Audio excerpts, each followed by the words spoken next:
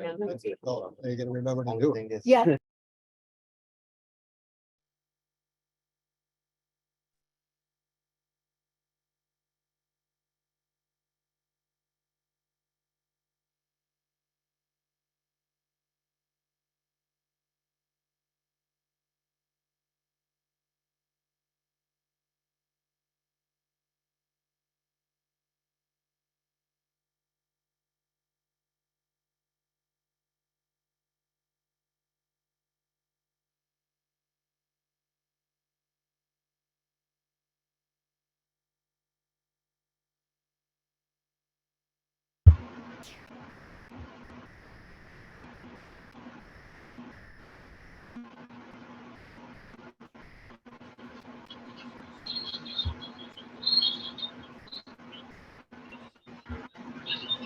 Relacionadas con la preocupación de los padres por la seguridad, como el escolar.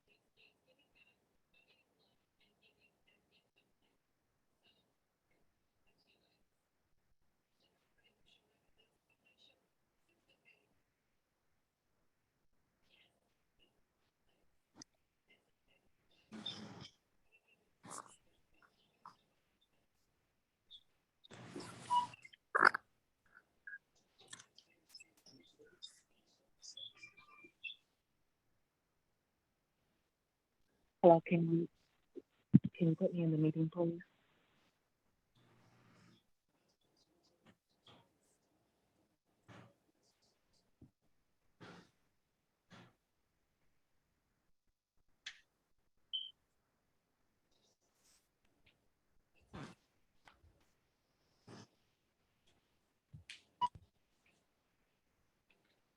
Hello, can you add me to the meeting, please?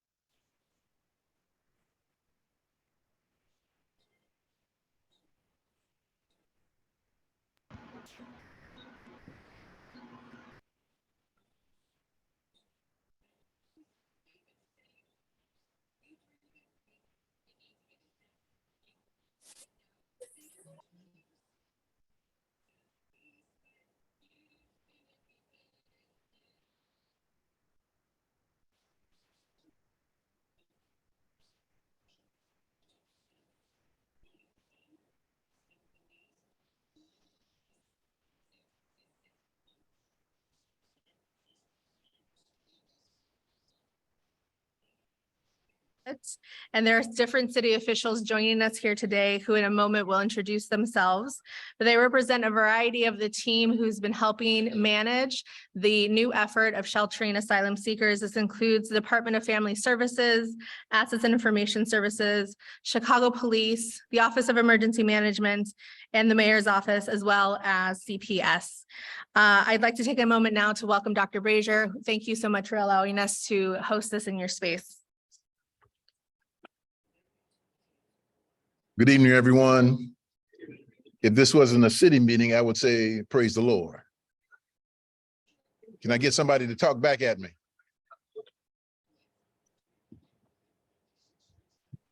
And so it is my pleasure to welcome you, each and every one of you, to the Apostolic Church of God, to those who are watching via live stream, and to those who are here. It is our pleasure to be here to support all the efforts of the Alderwoman, all the efforts of the residents of Woodlawn, as well as the city officials.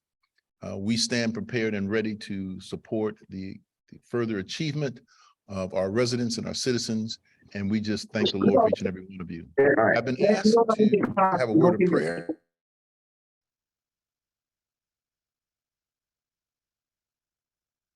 Honor, glory, and thanks for your goodness and your mercy on our lives. And we thank you because you have blessed us with your grace, your mercy. You have covered us with all of your blessings. And Lord, we do thank you for this time of gathering, for this time of understanding, for the time of delivering of hearts and minds, and to express the needs of our people. We ask, oh Lord, that you will bless every word that's spoken, that it is spoken in sincerity, in love, but also spoken that we may come to a conclusion that is beneficial for all. We ask that you will bless this meeting, bless every official, and bless every resident in Jesus' name. Let us say amen. May God bless you. And I'd like to introduce the alderman of the 20th Ward. Let us greet Alderman Taylor with a hearty amen.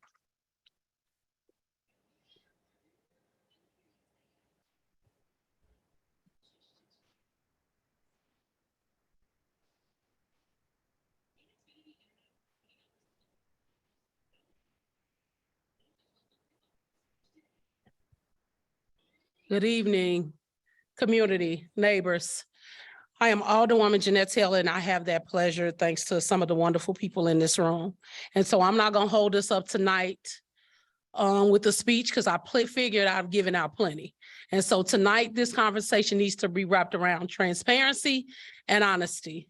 I am not moving without my community. Let me make that clear, because there seems to be some indication that I'm moving without my community, and that's not what happens. I work for the city of Chicago, and I realize that, but there's also a distrust with the city of Chicago, and obviously it's why we're here tonight. And so tonight I'm here to listen, but to also advocate to what the community wants to see. I'm going to publicly say this ain't about them versus us. It is not, because at the end of the day, the system is mistreating all of us. And so let's be clear about that. This is about making sure that this situation that was pushed upon us is safe for everybody.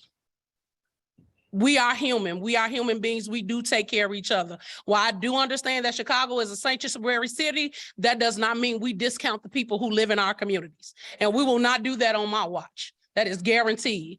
And so tonight, ask any and every, there is no dumb question. The dumb question is the one you don't ask. And so just like you all, I'm here to get clarity tonight, and we're gonna have a bunch of conversations where we ask the questions and they have to answer. There's no ifs, ands, and buts about it.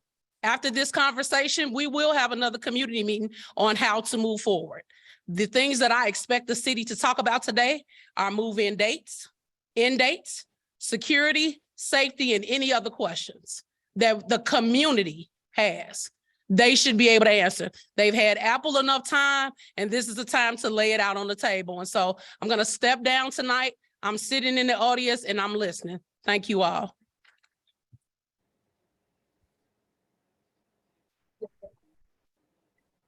Thank you, Alderwoman Taylor. Thank you, Pastor Brazier. So we're here to provide the follow-up answers to our last meeting, which was on December 28th, which was both a hybrid, it was Zoom and in person. We are joined virtually on Zoom, and so we ask your patience if we have to pause to take care of some technical assistance.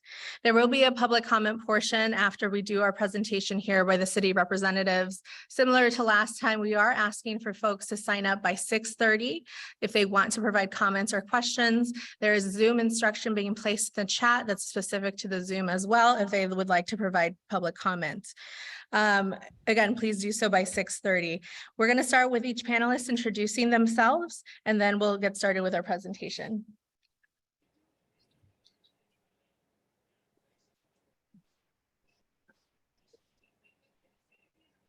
Good evening, everyone. I am Brandy Kanazi, Commissioner for the Chicago Department of Family and Support Services. Before I introduce my colleagues, I just want to take a moment and first thank Dr. Brazier for allowing us to participate in this space. I want to thank Alderwoman Taylor for bringing us together to have thoughtful conversations. And I want to thank all of you for coming here today. This is our second conversation, and I know you all are very busy and your time is valuable. So I appreciate you making time and space for us. Every day at DFSS, I lead the city and I keep the vulnerable residents of Chicago in my heart as I lead the city's human and social service infrastructure. I'm coming to you today because I believe that Woodlawn is a value community to our city. I understand the history of Woodlawn and the resiliency of the residents as I grew up in the Kenwood neighborhood not far away. I also care about the people that my office is charged to serve and the work that we have to do to ensure that everyone comes with dignity. And so I'm coming here today for your support. I know we didn't get the ask right the first time we came before you, and for that, I am truly sorry and I apologize. That oversight was a huge mistake and it caused a lot of confusion, and I'm sorry. Over the last 4 months, my colleagues, my team, all of us have worked really hard participating and responding to the emergency. We've been grinding. And so when it came time to have the conversation, we didn't think and talk to you first. And so again, we're coming before you today. Since August, the city of Chicago has received over 5,000 new arrivals. In addition, we've received 108 buses plus another 1,500 walk-ins. Last week, we received 7 buses. So the work keeps coming. People keep coming through walk-ins and buses. And so we're here before you tonight to talk about the plan, to answer your questions. I'm optimistic that together we can come to resolution and move forward. So thank you. Now I'll let Kayla introduce herself. Here's the mic. Hi, everyone. Good evening. My name is Kayla Riviere. I'm a manager of emergency management services from the Office of Emergency Management and Communications. Good afternoon. Good evening. I'm Maura McCauley, Deputy Commissioner for Homeless Services at the Department of Family and Support Services. Good evening. My name is Glenn Cross, Deputy Commissioner for the Bureau of Facility Operation with the Department of AIS. Good evening, Rob Chrisley, Executive Director, Facility Operations, Chicago Public Schools. Good evening, everybody.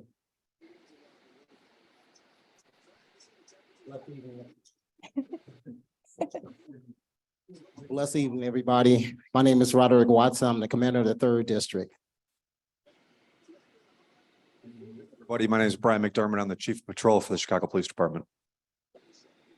Good evening. My name is Elena Gottrich. I'm the Deputy Mayor for Public Safety. Again, I need you, Roman.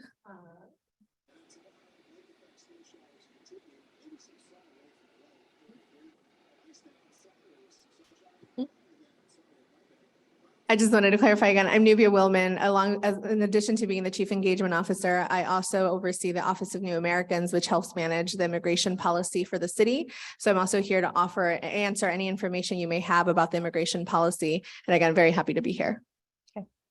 So I'm going to take us through a presentation that we have. Once we go through the presentation, we're going to open it up for questions and answers. There were also FAQs that were placed in your seat. So if you don't have one, Joe, can you raise your hand? There he is. He can get you one if you need it. Thank you. So let's get started. So for the night, we're going to talk about the mission overview. We're going to go back over shelter basics, case management and resettlement planning, our CPD community safety plan, the campus maintenance and access, maintaining community involvement in our communications plan, as well as next steps in a Q&A. So our overall response is a four-phase process. When buses from Texas and Colorado arrive, we have a team from the Office of Emergency Management and our volunteers that greet the buses at Union Station. From Union Station, individuals are taken to shelter.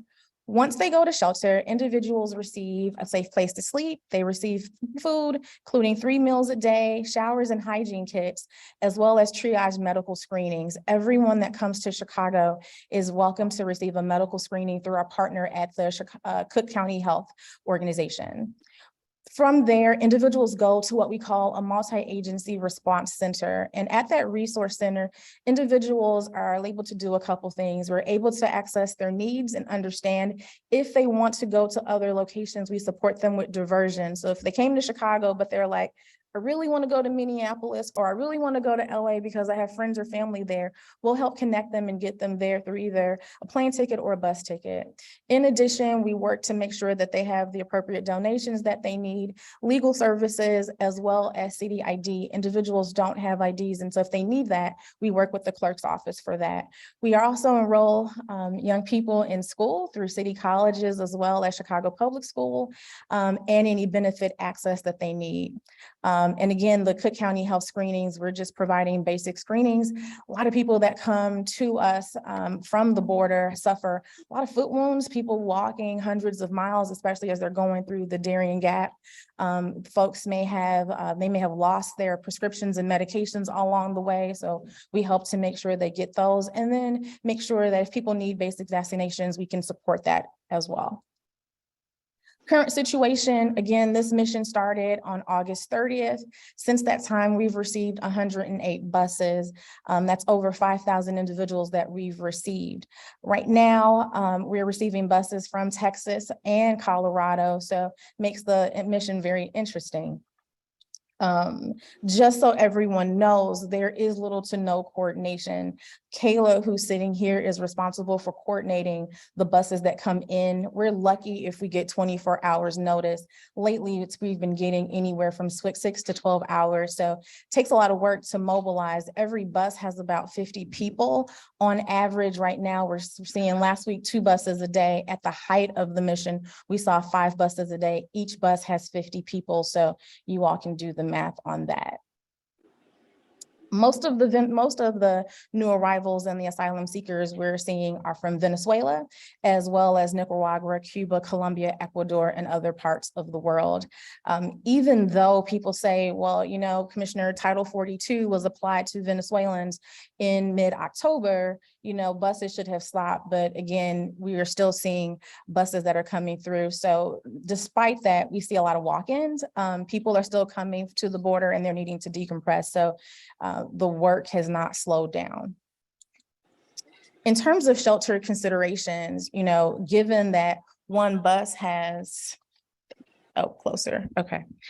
given that the one bus has 50 people, it's really important that we maximize economies of scale. And so we look for spaces that can support feeding, as well as congregate spaces to provide social services. We've looked at a number of locations across the city, many of them public buildings that the city owns, because that's something that's easy for us to access. A number of them were not really fit for habitable sleeping conditions. They didn't have, you know, they had lead or asbestos and needed abatement. Additionally, they had poor electricity and plumbing. And so just the capacity, when we think about, you know, one bus is 50 people, being able to shelter at least 100 people at a location is really important for economies of scale. We have so far to house the existing new arrivals that we have in our care. Our team has stood up over 14 locations. We have used decommissioned libraries, decommissioned schools, park facilities. In addition, we've just really, by hook or by crook, I say we've tried to really utilize every space that we could find in the city. And so, you know, people ask, well, why Wadsworth? And so we know that this building is important to the community. Right now, this is really just a temporary time that we see. The building allows us to have less congregate spacing. One of the things we learned during COVID was, you know, dense congregate spaces where you put 200 people in one room room is really not safe. Having classrooms allows us to really put 20 people to a room and spread people out. We are able to put them in pods and groups. It also has the flexibility of the space. Again, we've got to be able to feed people. We have to be able to provide the social services, including legal, technology labs. We want people to connect with their family and, help come and figure out what was their plan. When people came to the United States, they had a plan in mind, and our goal is to help them figure that out so that they can continue on their journey and live the life that they imagine for themselves, just like you and I. So yeah. In terms of our current shelters, we have 50 shelters for our regular homeless system. So outside of the new arrival mission that we're doing, we have 50 shelters across the north, south, and west sides of Chicago. Currently, we have 11 shelters that are dedicated for new arrivals. Just to give you all a taste of where we have locations currently, we're in Humboldt Park, at the Shield of Hope. We're also on the north side in North Park Village. We are in Uptown. We're in Rogers Park. We're also in Greektown, as well as the Gold Coast. So really trying to make sure that we are all across the city where we can find available space. This map just again depicts the locations. Let me stand over here, right? You can, oh, and you can't hear me, my apologies. But you can see we have the variety is all across the city. We're also in Bronzeville, all the way down to the south side at Another Chance Church on 95th and Harvard. So with shelter basics, I just want to quickly go over the rules, right? So our facilities are open 24/7. Shelters are not, they don't have to close and people have to be out by a certain time. We're able to stay there all across the day. So you don't have to worry about, people lining up at 6 o'clock to get back in the shelter or people leaving at a certain hour. They're able to come and go as they please. We do have a curfew at 11 p.m. unless individuals have prior authorization, they've got to meet curfew. We do not allow visitors in our facility. We do not allow alcohol or drugs. When our arrivals come in and our residents come into the shelter, they are required to go over the shelter rules with our shelter manager. They sign those shelter rules and they're told what the consequences are for breaking the rules. In addition, clients are not allowed to smoke inside of the property, and they must respect the property, right? We teach our residents to be good neighbors because they are a part of the fabric of the community. And so we go over social and cultural norms to make sure they understand what it means when they come into a community. Lastly, residents who violate the rules are discharged from the shelter. I would tell you that of the 1,700 people that we have in shelter, we have had very few discharges. Typically, if someone is released from a shelter, we're able to place them at another shelter within our system. So there's not the fear that they discharge and then they just kind of hang out with no place to go. In terms of case management, we're really working hard to make sure individuals understand what's next on their journey. And so we have a healthcare provider that's on site several times a week. All of our shelters have a healthcare provider that only support their basic healthcare needs and their physical needs, right? But also their mental health. We know that individuals have had trauma, and so they're able to connect with individuals that can assist them with those supports. We also make sure that we have support networks, right, to faith-based orgs. A lot of our individuals on Sunday have found their faith-based community, and they go to church on Sunday, and we appreciate that and we encourage that because we want them to feel like they are connecting with our city and with our community and with our neighborhoods. We also offer English as second language classes. We want to make sure people are able to integrate into life in Chicago at shelters. So classes are being taught during the day. People receive Know Your Rights training, not just from an immigration perspective, but also if they're looking at the job market, because we know that they may be taken advantage of. And so we have counselors that are there going over those basic Know Your Rights. And then we also have coming up housing supports, right? Shelter is not the last step on the journey in the homeless system, right? We want people to go out. We want people to go into housing. And so we're working through that next step to help them get to whatever their destiny is to be. People also have access to the multi-agency resource center. We talked about this earlier. Again, this is where we bring all of our resources into one place. Right now, we're hosting the MARC Weekly at Arturo Velasquez College. That's part of City Colleges. Again, yeah.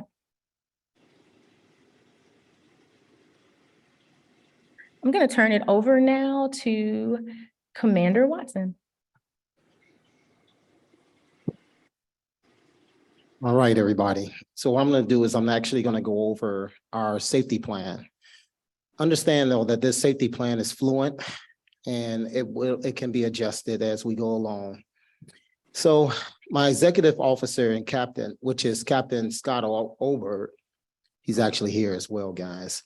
He will lead our day-to-day operations and our district accountability for this plan. My watch operations lieutenants, as well as my caps, my DCO sergeants, and their staff will require to include frequent premise visits. And this is basically special attention, everyone. So what that entails is frequent visits to the site and the surrounding areas. They will cover each watch and pull an event number from OMC to be obtained for each time they actually visit the sites. Furthermore, to ensure that they are visiting the sites, they will actually sign a log, and that will further document their presence.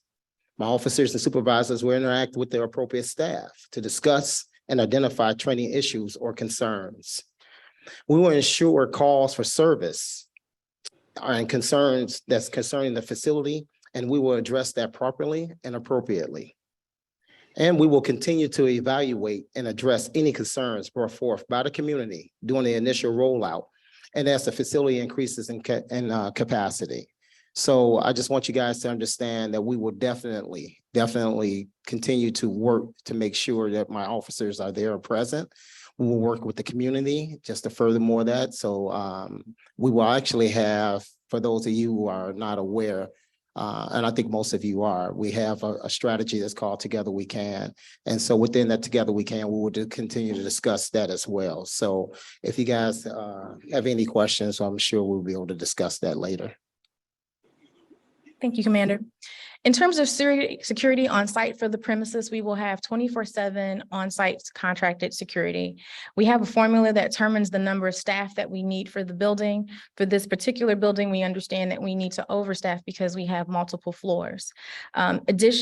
Security contractors will conduct multiple rounds, both indoors and outdoors for the premises, and guards will be stationed at every door. We really want to make sure that we control who comes in the building. Everyone that comes in and exits, they are required to sign in, and we'll have one entrance for this.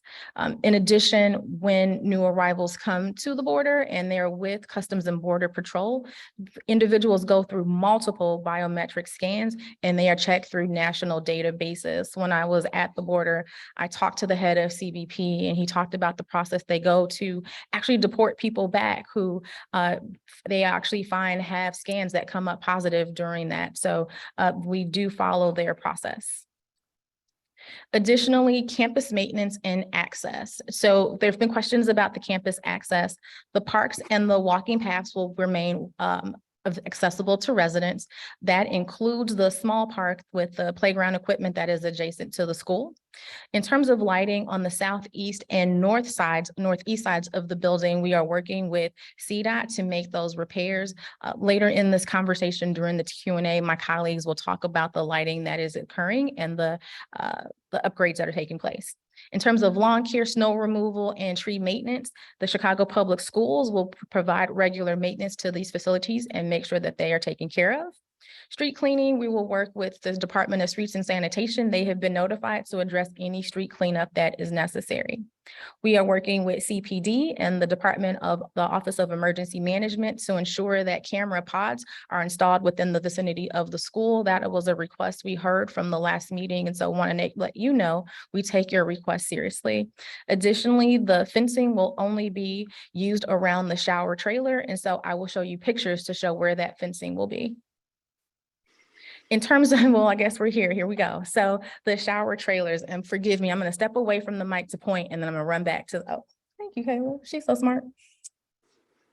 All right, so here, let's go over. So the shower trailers connect to the building. So you can see the shower trailer will be right here. There's a fence around it. That park that's there, we're gonna make sure that there's access to the park. So later, when we have the Q&A, Rob will talk about how we're gonna remove a piece of the fencing to ensure that that park is still accessible. Around the lighting by the walking path, we'll also are looking to troubleshoot the lighting issues around the interior. And so that is being taken into consideration by CPS. Let's go to the next one. The shower trailer. So this is a picture of a current shelter that we have at the Young Women's Leadership Academy at 26 in Calumet. So we were at this location during COVID. We have about 230 people there. We came back to the location. Alderwoman King was very gracious to allow us to come back a second time. We've been at this facility since September this time around. And so this is the connecting structure. So this little building right here, bear with me, is the school building. We have built a enclosed wooden structure that allows people to go from the school inside so you don't even see outside. And then this is the actual shower room. So no one sees the people that are inside. Folks are not coming outside. This is a perimeter fence that we have at the location, which is similar to the fence that is by Wadsworth Academy. On the second picture, this is the vision of the indoor when you're walking from the school through the enclosed partition into the trailer. These are pictures of what the trailer actually looks like. So it's like a bathroom stall, right? We've got the sinks, and then when you open the stall door, there is the shower stall. And so there will be 2 trailers that are there to allow people to shower on a daily basis. We do have shower schedules outside. I'm going to go back to this picture. If you look at this hallway, there's a chair there. We have a monitor that sits during the shower schedule to make sure that everything is safe in the facility. There's a schedule, and men and women do not shower at the same time. Okay. All right. So community involvement. There are a couple of things we're going to do to make sure that we over communicate going forward. First thing is that there is an advisory council for new arrivals that is being stood up by the Office of New Americans through Nubia's team. And so we are going to make sure that we have 2 seats on the advisory council for members of the Woodlawn community, especially those who are directly impacted by the school. Additionally, we're going to send updates to the alderwoman on a bi-weekly basis that she can share out with you. Those updates will talk about the capacity and number of people in the building, any challenges we're having, successes we're having, and updates with our planning, as well as upcoming activities. We have a number of providers that come in and offer support services, so you'll be able to see the activities taking place. Additionally, we're going to have monthly community meetings for the next 3 months, and then we'll go to a bi-monthly basis from there. And then last, we have a community engagement liaison that is dedicated specifically for your concerns. So April Williams will be that person that you can contact. And then lastly, I just want to always say, if there's ever anything that you need, I would always say call 311. That is where we have all of our city service requests that goes through the Department of Emergency Management. Those service requests are logged and tracked, and they're given to the appropriate departments, and everybody watches those. So we make sure we take care of those quickly. Next steps. So understanding that there's still work to be done in the school. We are working with the team here to make sure that all of the necessary repairs are made to the building. We've got to make sure we get in the fire extinguishers. We've got to get in the smoke detectors, the carbon monoxide detectors. Additionally, we've got to bring in our supplies. And so there's a lot of work that will be going on next week to get the building ready. We're going to have a walkthrough with the fire chief to make sure that there are no concerns on their front. Additionally, we're going to start with 250 individuals that we will place in the building, and that's approximate. And then from there, once we get our footing, we will increase the building at a progressive pace. I don't have a final cap number right now. We need to really see how that works as we get the initial people in. The term of the building is up to 2 years. I really want to be honest with you.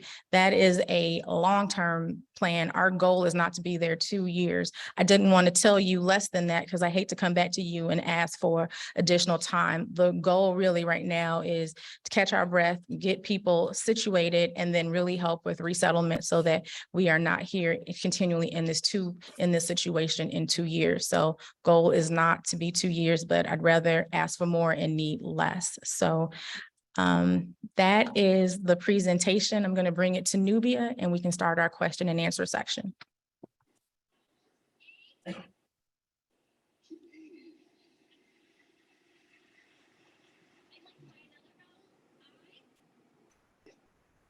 Hello, we're gonna get just 1 second as I get the names for the folks who signed up for comment. What I'm gonna do is that I'm gonna call the first 5 people and then call the next consecutive. And then once we are finished with in person, we'll move on to Zoom. You'll notice that there's some clocks on the sides here. We are asking folks to limit their comments to 90 seconds. Just because there's so many, and we want to ensure that all comments are heard. We will ensure that we keep our answers brief and concise to allow for as much comment as possible. We want to keep this in a tight time frame only because we have support staff in the church as well. We want to be respectful of their time to get them out of here in a decent hour. So we're going to get started now. Calling the first 5 people: Zakaya Mohammed, Luis Cardona, Carol Waite, Keith White, and Evelyn Brown.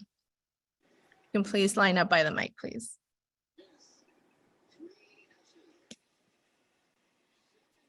And then if you can introduce yourself, and then we'll get 90 seconds on the mic.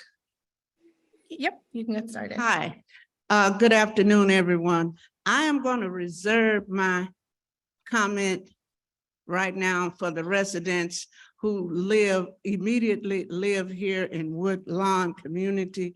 I'm supporting what they do because I know you all coming at them today, and I know you all will be at us tomorrow. So I'm just watching, and the world is watching what Woodlawn is doing. They're waiting to see what Woodlawn is doing and if they're going to be allowed to be rolled all over. So I'm just going to let Woodlawn make their comments, and I'm going to have a seat. Thank you. Thank you. Next. My name is Luis Cardona. I don't agree with. 1 second. I'm so sorry. Can you start the mic again? Just 1 second. Go ahead, sir. I do not agree with anything you guys are doing, because that's in back of my yard. Okay, I pay taxes. I should say what I gotta say, and that's it. They shouldn't come here. You've gotta use helping other countries. Why don't you help the people that need it here? And then we have a lot of people here that really needs it, and that, you know. And supposedly that was supposed to be worked on for a call 911 center, and that, and here they backstab us and say they bring this. They didn't even tell us, the residents. They did not tell us anything until the last minute, and that they don't want us to know anything. And the only reason you got us here because we brought in the news media. That's the only reason. Or else you would have never brought it up to none of us. And it's like we don't have no say so, but you just got it wrong. We're speaking up for our neighborhood.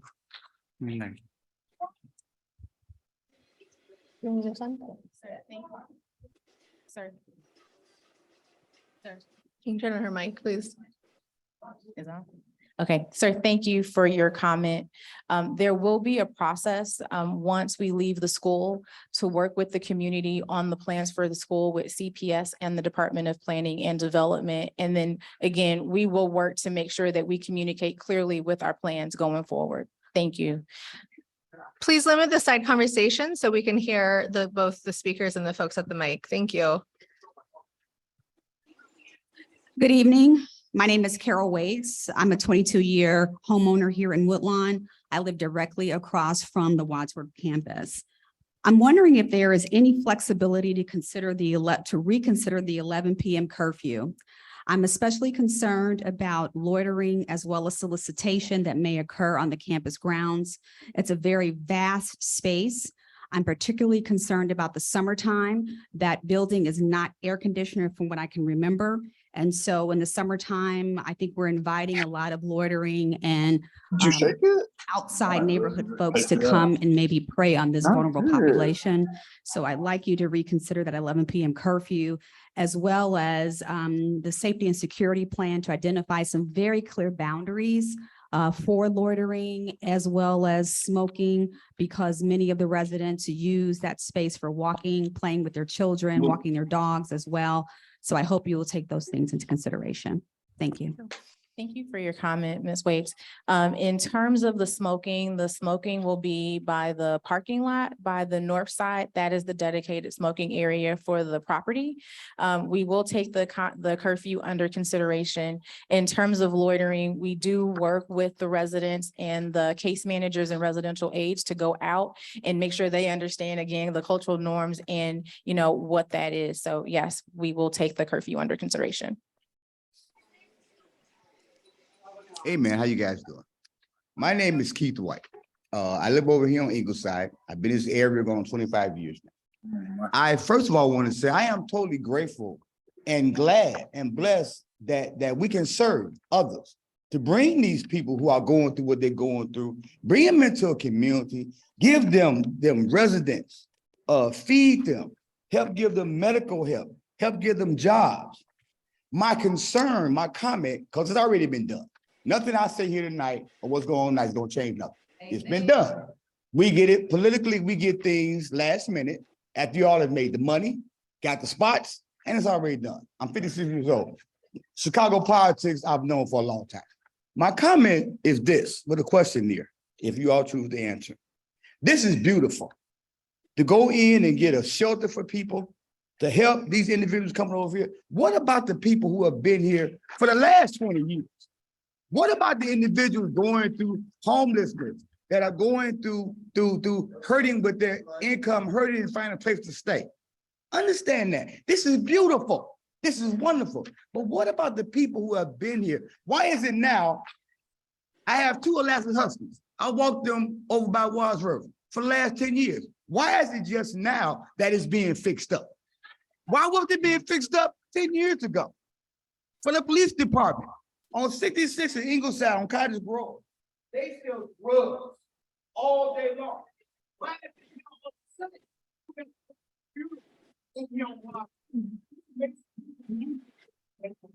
All right, thank you so much, Mr. White. Your time is up. Hold on.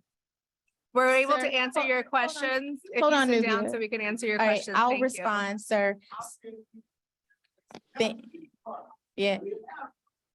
So I We heard want to your make sure that I question. answer everybody's question respectfully. All right. Mr. White, Sir- we heard your question. Please let the panelists answer. Sir, I just want to make sure We I heard your address you. question. Your time is up. We asked your question.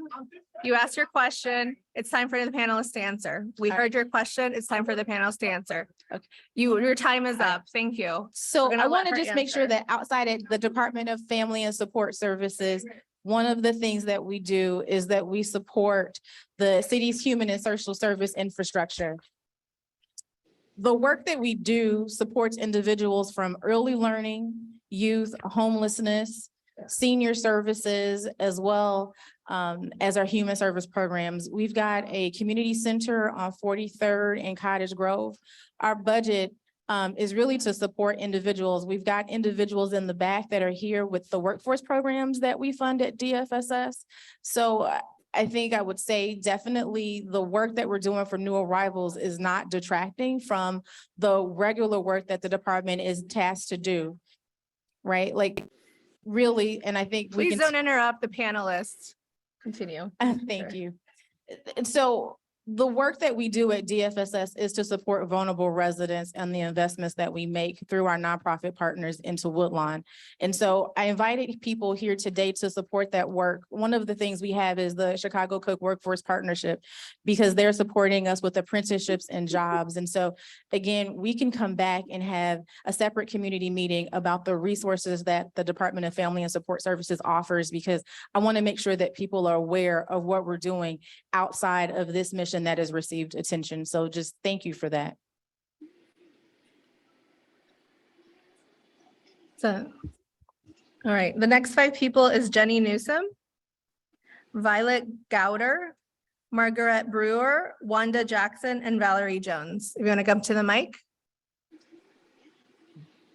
Again, it's Jenny Newsom, Violet Gowder, Margaret Brewer, Wanda Jackson, Valerie Jones.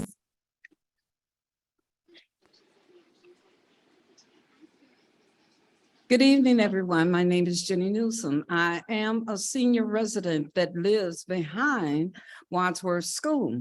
And I have a couple of questions. Number one, what will the age range be of these single men and women? Which age range will it start? Because see, when you guys go to talking about men and women, you can put people in there as young as 14, 15 years old. When I just got through seeing that shower fiasco, that's crazy. And also about the security, are you going to have armed or unarmed security? Will they be going through those rooms all night long? Because like I said, you're not telling us what's the age range for these people. Did you tell the parents at the school there at 63rd and University? That was a selective education school. You guys did not even notify those parents, and I know you didn't.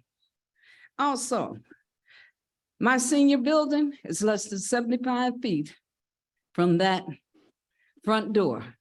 I have to go through the parking lot to get in there. Let me tell you something.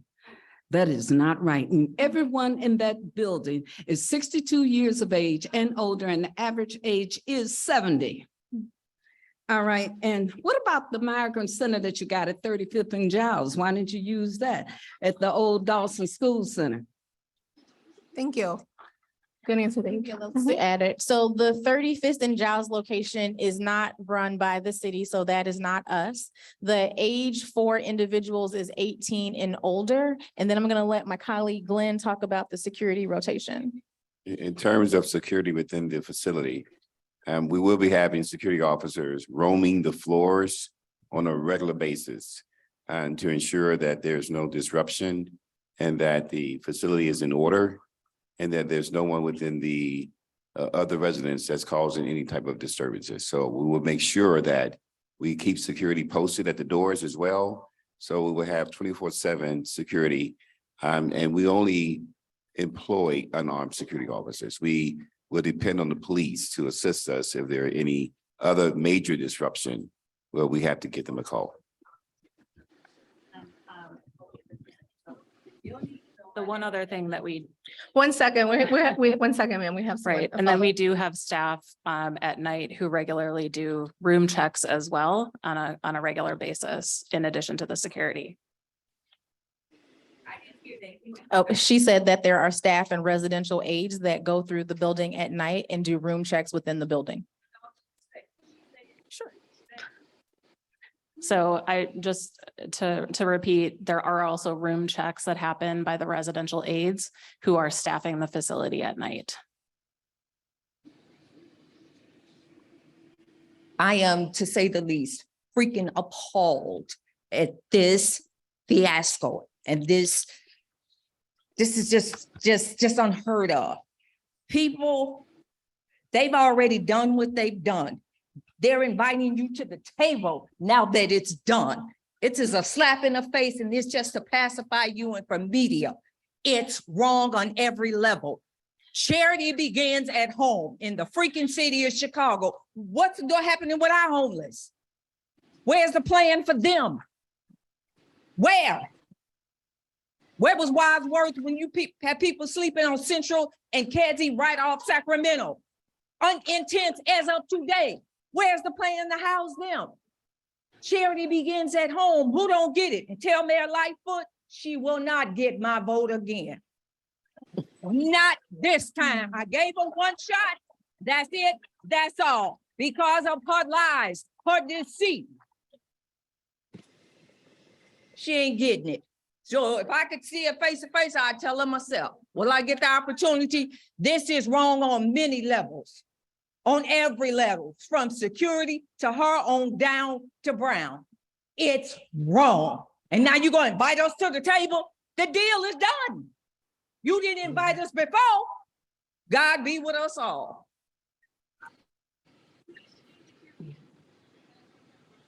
So let me just talk about our homeless investments. In this year's budget, we have $117 million dedicated to homeless services. Some of the work that we're doing includes just what you talked about, ma'am, which is housing those who are unhoused and who are homeless. And so last year with our 2022 budget, I don't know what year it is, 2022 budget, we had $35 million in CARES funding from the government that we were able to house 1,800 individuals. That's 1,800 households, excuse me, that were either living in shelter or on the street. This year, we have an additional $35 million that will house 1,300 households, both living in shelter and on the street, plus help maintain 1,000 individuals who have been housed since last year. So we're going to keep 1,000 people housed. That's really important. Additionally, we are working with our dollars. We have $20 million in shelter infrastructure investments that will allow us to upgrade our existing shelters, as well as an additional $20 million that will support the purchase and allow organizations to purchase new shelters. And so that is also underway. We've invested in our homeless system by upgrading and raising the salaries of our homeless staff because many have had trouble maintaining with the salary pace.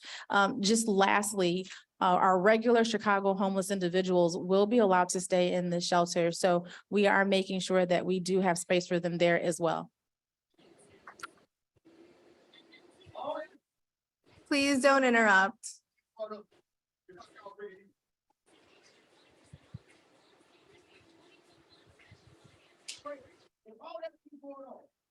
Sir, please don't interrupt. There are people who have signed up who want to speak. Please don't interrupt. I Ma'am, you can think go we next. have to do a better job of sharing the information of what we do with you as community members so that you know the investments that are being made within your community and the city and the work that we're doing. We can do a better job of sharing out of the wins that we're making. Please don't interrupt. We have people who have signed up for public comment. Ma'am, you're up next, please. Thank you. Good evening. My first concern, I'm a resident, Campus Park condominiums, taxpayers. We have paid, my taxes for this community this year alone has been $9,000. So that's just the first installment. My question is, this is business as usual with the city. We know the real reason for immigration is to bring in cheap labor. And so therefore, there are people in the neighborhood who need jobs. You all put out in the paper and the statistics and say that they don't want to work. But you give them jobs like at Walmart and stuff that's going to lay off and pay under money. We have people, you talk about 20 million over here, 20 million over there, 117 million, an extra 35 million, and people are losing their homes in this community for non-payment of taxes. If we had that money, we could have lowered the taxes and people could stay where they are today. And as far as police is concerned, this is the same thing you did with 2019.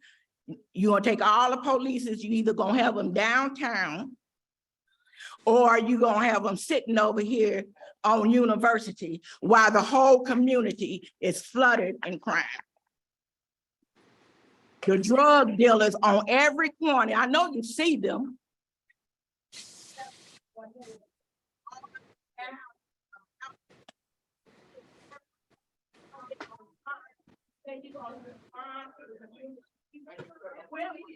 Yes, so ma'am, I think we can also have a side conversation. If you have specific places that you want us to investigate, we can definitely we have the commander here. We can have some side conversations as well. Newbie, Thank before you. we go on, why don't we let the commander respond and maybe why don't you also talk about the immigration reform for from the sure. White House? So Brian McDermott, Chief of Patrol for Chicago Police Department. So my job's to oversee all 22 police districts, including the 3rd district, and to make sure that we have the appropriate security plan in place, which Rod does. So I just want to assure everybody one thing, that we are not going to ignore the existing problems in the 3rd district. We are not going to take any resources. Hear me, we are not going to take away from the existing problems in the 3rd district. My job is to ensure that Rod has the resources that he needs, and I will ensure that you guys have additional resources, not from the third district, but from the from citywide resources. We have area CST teams that we can assign if any sign of things increased criminal activity at the Wadsworth School. We do have resources that we are not going to take from the third district. Third district personnel will stop in, beat cars will stop in and conduct premise checks, just like they would at any other location. But if we have problems that heat up at the Wadsworth School, we will not take away from third district resources. I promise you that. We will ascend additional resources from outside of the third district. I just want everyone to understand that, okay? Just to clarify on the immigration front, I think it's important to note that the city does not bring people in. We're not an immigration service. Immigration happens through the federal level. Immigration is determined by the federal level and by federal departments. Most importantly, there is no plan to bring in immigrants simply to provide cheap labor. Folks are coming to the States and to Chicago because they're fleeing persecution. Many of them are asylum seekers. So I would push against the narrative of immigrants are here to steal our jobs, because that's certainly not the case. Next speaker. My name is Valerie Jones. I'm the owner of a grassroots organization, We Heal. So the millions that y'all got, I got a shelter, supportive housing program that I've been trying to get off the ground, and I've been emailing the mayor. So who speak for the mayor? You in the pink? You talk to the mayor. If you talk to her, tell her to search by my email, Valerie Jones Esco, because I've been asking y'all for some of them millions, because I see the emails that come in with all the grants and stuff. So what about us? I'm gonna be tangent and long-winded, so let me hurry up because I got shit to say. Can you provide the names of the construction company that is contracted to do the work? With 1.5 million being invested, how come none of this was offered to local businesses? Because we got businesses over here. We not just homeless and homely and drug dealers. We really got businesses over here. Contracts and residents for the job over here. So local companies and residents should be the first priority with these contracts that you all are talking about. My last question that I'm really concerned about is like the residential aides and the shelter managers. I have a master's in marriage and family counseling, and I've been in social services about 16 years. So I really want to know the training of the staff and the qualification that you all have in place for these shelter people, because a high school diploma ain't gonna cut it. And I don't mean no disrespect for those in that way, but they won't have the crisis management skills. Thank you so much. So I want to make sure, wait, I want to make sure you see me. I want to make sure you see me because I got to give you. Wonderful. So that, in the springtime around April, May, we will be releasing our RFPs department-wide and citywide. Homeless services is one of those. And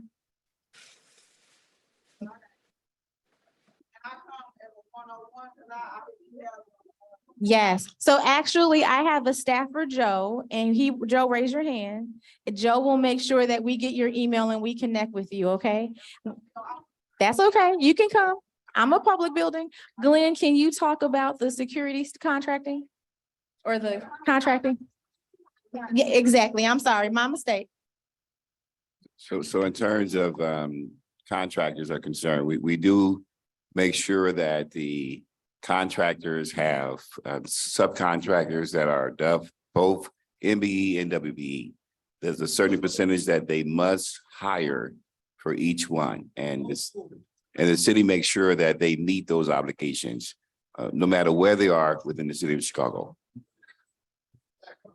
SkyTech is the security firm, and SkyTech is a Black-owned firm. So the construction is being done by the trades that we have for the city. That will be in-house. So the trades are the department that works under me. And so we make sure that there are city employees that are doing all the construction at this time. Okay. Are you Margaret Brewer? What's your name? Okay, you're not up just yet. So we're gonna call Kelly Martin. Is it, can you give it to Manny? Right there, thank you. Thank you. SkyTech. Oops, SkyTech. Kelly Martin, Paula Geen, Kathy Whitehead, Sandika Langston, and Dr. Gerald Sims. You can come to the mic. Hey, good afternoon. My name is Kelly Martin. Most of my questions actually have already been addressed, but I did have a couple additional. The funding that has been used to update the current facility, can you give us information on where that came from? I have been told that it was in the ballpark of like $5 million and was just curious where that funding came from.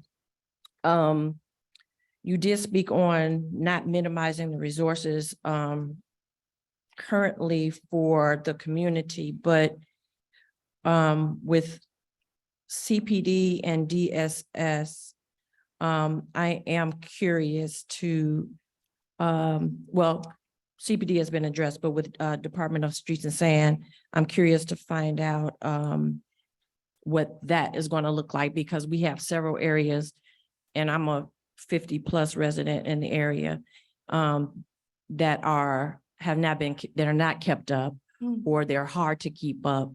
And again, this area seems now with these individuals coming in, priority is taken over that area versus the community. So I want to know what that looks like. Obviously, everybody here is passionate about where we live. I don't want it to come across that we're. Finish your sentence. That are coming in. No. Okay, so in terms of the streets and sand, the trash collection, I'll let her talk with Manny, and maybe Manny, we can just follow up offline with that comment. Rob, I don't know if you have any insight on her first question.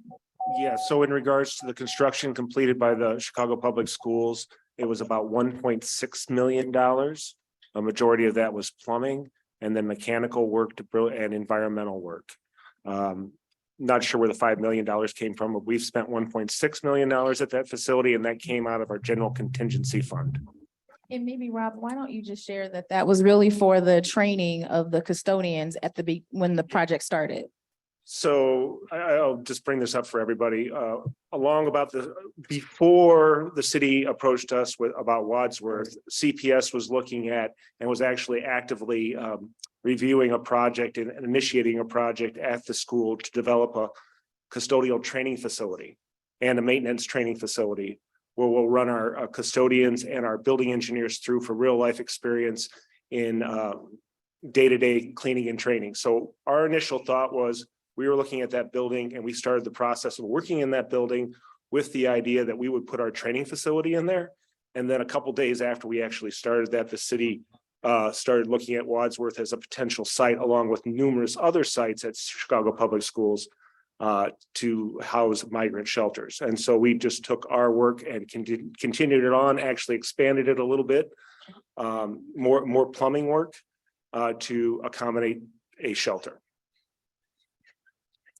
Before you start, ma'am, just 1 second. I want to call up the other people. Hassani Steele, Dr. Constance Shabazz, Stephanie Crockett McLean, Evelyn Johnson, and Kerwin Spratt.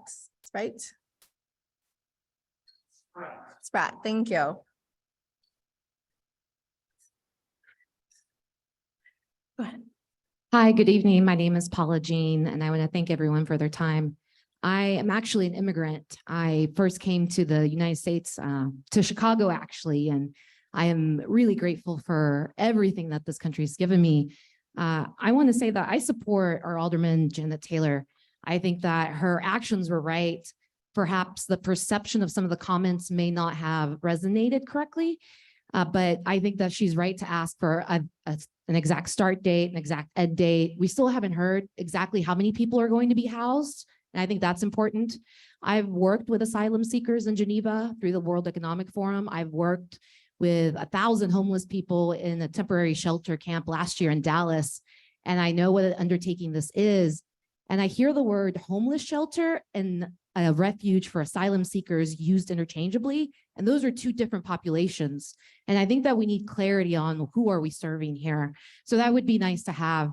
I think something else here too is to understand these resources that we're speaking of. Will they have bus passes, right, to get to these resources? What's the transportation like? And then what are the organizations locally that are going to be helping? I think that's going to be important to have already streamlined and set up before we even have people here, because there are local organizations that want to help. And last but not least, I want to say that, you know, we didn't ask for this, they were bussed over. So what are the federal civil rights violations that we're looking at the Department of Justice to be able to talk about this? Thank you. Thank you. I can start that part about the federal, yes. So we've certainly have done investigations. Again, these are folks who are being placed in buses by the Texas governor. They are basically cajoled into getting onto a bus. They're told, you can't stay here. Where do you want to go? Texas or New York or Chicago or DC. Folks sort of just choose without much notice or idea. When this was first happening, folks would come and they had dates to go to immigration court all over the country, including I saw paper that they were supposed to report to Alaska, and somehow they ended up here in Chicago. But in terms of federal violations, we haven't been able to identify any. And I think that's why you'll see that none of the other sanctuary cities have really filed much or of any litigation at the moment. We continue to investigate to see what options are available. Certainly we will continue to investigate, but at the moment, there is nothing prohibiting someone from chartering a private bus and moving a person from one place to another. And I think, did you want to ask about the nonprofit partners? I think. Sure, yeah. I can also talk about the community partners helping us. I think it's important to remember that this has been happening since September, when the first bus arrived was August 31st. So we have had a contingency of CBOs that have helped us. We work with different community partners that provide diversion services, legal orientation, some types of case management and mental health services as well. So we do have some local CBOs on the ground that are doing this work, and we continue to work with them and hear from lots of folks that want to be supportive for this initiative as well. So our partners that are doing legal orientation is the National Immigrant Justice Center, as well as the Resurrection Project. We also work with Catholic Charities, and Salvation Army as well has been a very strong partner to ensure that we are helping folks who are in emergency shelter. Ma'am, your name? My name is Dr. Constance Shabazz, and I'm the founder and CEO of the Salam Community Wellness Center. And we started in 2020 in response to the lack of so many services in this community. You talked about the healthcare.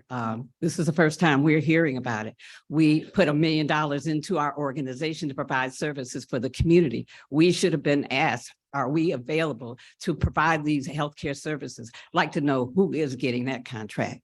The other thing is that, you know, here we are in a community that is in so much need. That's how we got started, because there were so many things lacking that were made quite prevalent during COVID-19. So I want to say to you all that, and I'm going to ask the question of those of you who are in the audience, in exchange for your hard work, your dedication to this community, your taxes that you pay, you heard this wonderful model. And when I looked at it, I said, that's great. That's the solution to the issues that have been here a long time. I'd like to see a show of hands. How many of you all are willing to come together and to ask that that same model be used to address the issues of the community now? Okay. And that this we in exchange, we have to be willing to act, not just listen to be told. This is a good model. Let's make sure that when that 2 years is up or less, that it's still here, it can be used to solve the problems in the community. Do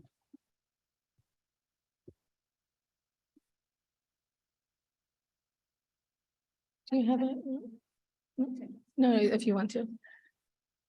I'll just respond quickly to the last commenter. One, I would again say that our grant cycle starts this spring, so we can also share the Department of Public Health supports the behavioral health services that we receive, so we can share information about those RFPs that'll be coming out later this spring. I just encourage anyone who is interested in competing for grants that we offer through the city, please make sure we can get that information to you. Joe can probably share it on the city's website It's under the Department of Office of Budget and Management, manages our grant cycle in the springtime. In terms of community planning, I know there's been a lot of talk about what happens next when we leave. We will make sure that we continue to share out with the Alderwoman, and that the Department of Planning and Development and the Chicago Public School System works with the aldermen to make sure that you all can submit ideas in your community plan for what happens next, because you're right, this is your community stakeholder in your gym. So you absolutely are right. Thank you. Yeah, your name? Good evening. My name is Stephanie Crockett McLean, and I live, I don't live, strike that, I own a building on 65th and University. I haven't owned it very long, so I'm relatively new to the community of Woodlawn. I purchased particularly the building because of the green space that the Wadsworth campus offered. And this new plan proposal, it seems to have a direct impact on what my vision was for the use of the grounds. I would ask that we delay the implementation of the new arrivals to the Wadsworth campus so that the community can, one, have an opportunity to engage more. This period has been extremely short for the length and the duration of time that is planned. So we have had our first community meeting, December 28th, with the new arrivals planned for January 23rd. That's little over a month. And you're asking us to commit to a 2-year time period. CPS is my employer, and prior, this facility had been grossly neglected. The grounds, while I enjoyed walking them, they were not maintained. Now the resources are put in and it's cleaned. I like the idea of CPS using it for what you suggested prior, a maintenance training facility.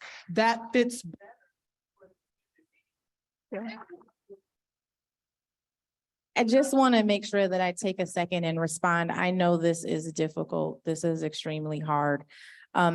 Every day, we have new arrivals that are coming to our doorstep that we need to shelter, and we need places to put these people.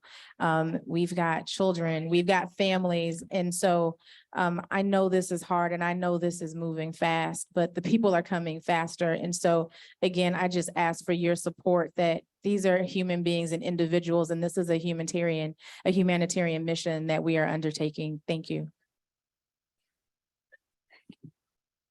Please don't interrupt. Ma'am, you're next. You're next. My name is Evelyn Johnson. I am a 73-year resident of the city of Chicago.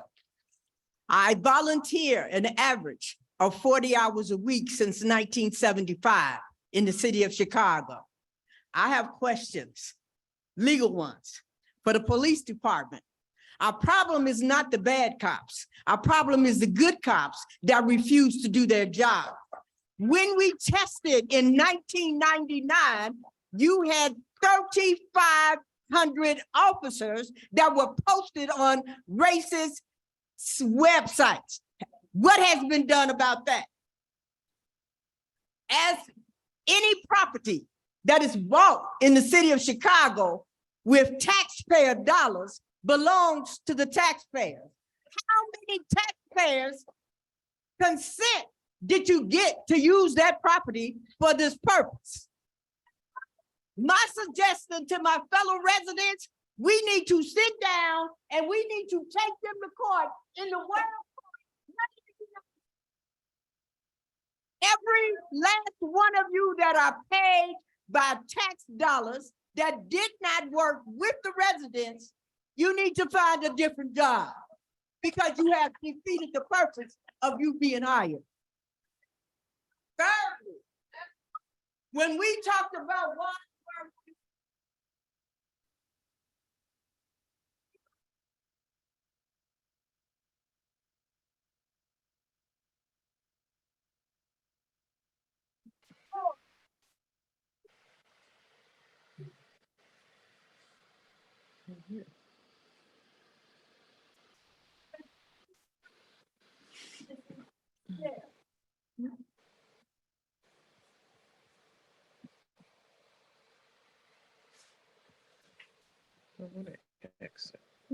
Yeah, and introduce yourself, please.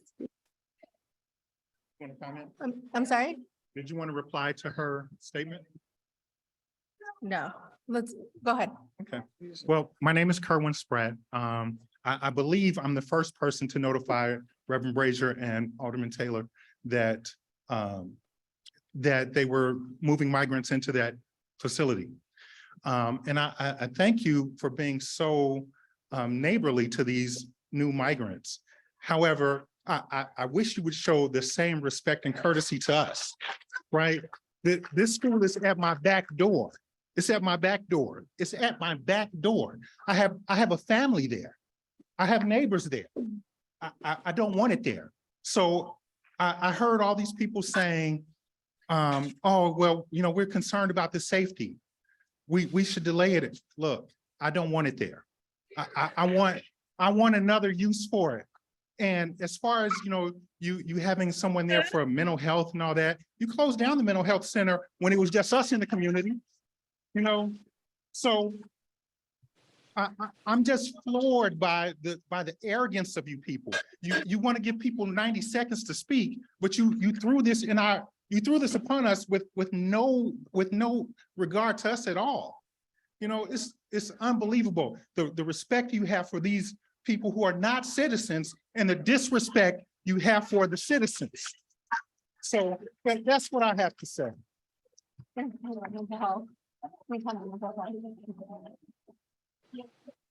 do it. One second, Doctor. All right, so everyone, I just want to make sure I share out. I'm not the Commissioner for Public Health, but I do want to just share some of the accomplishments of the Public Health Department. They have made very great strides over the last several years to open up neighborhood mental health clinics. And I don't know the exact statistics, but I believe in close to nearly all of the communities that we have in Chicago, we have a mental health clinic. So I would just share some of the successes that we've Please made over interrupt. the class, The other thing I would just say is that, you know, we have Hold on a sheltered. second, Commissioner, please. She's answering your question in good faith. Please stop interrupting. Please stop interrupting. Sir, please stop interrupting. Go ahead, Commissioner.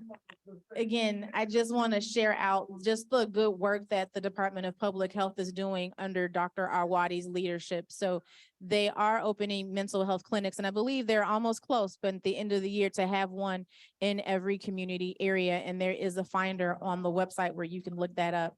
The other thing is we do have shelters in a number of neighborhoods. We have 50 shelters across the city, across the north, south, and west sides of Chicago. And, you know, even with the new arrival mission, we've got them all across the city. So I would just say, guys, just please be patient and bear with us. Thank you. Dr. Brazier. Thank you, Commissioner, and everyone who's here, and to all the fellow residents who are here. I struggled to determine whether I would come up and say anything. But I believe it's important to have this as a balanced conversation as well. Let me say that everything the residents have said are really true. Everything. Because we do live in a deficit community. And the Woodlawn, from the time of the 1960s of the Woodlawn organization until the network of Woodlawn, we've looked to be very organized, and we are. The city has not listened to us as you should. And even though you have agendas and you have the things that you've done, and you have things that you've done very positive, but when things go wrong, then we have these types of meetings. So let me say that we should have this more fixed, and I do appreciate several things that you all have committed to. Because you didn't have a timetable before, which you do now. The first meeting you didn't have 2 years, it was more indefinite. Now we have 2 years. It's not like we're going to do anything with this building for the next 2 years. And it's better that somebody be in there than it being torn up like Betsy Ross or Fisk. That's one of the things. It's important that you at least start for its use.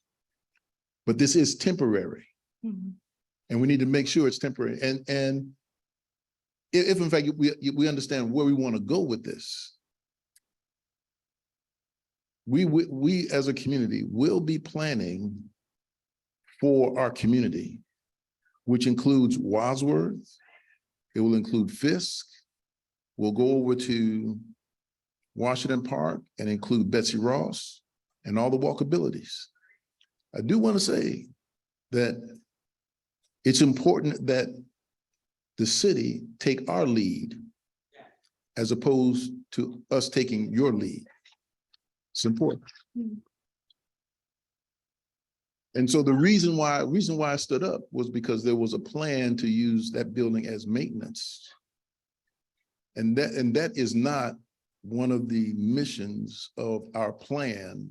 It was a 2060 plan that was accepted by the Department of Planning, that was also accepted by the Plan Commission.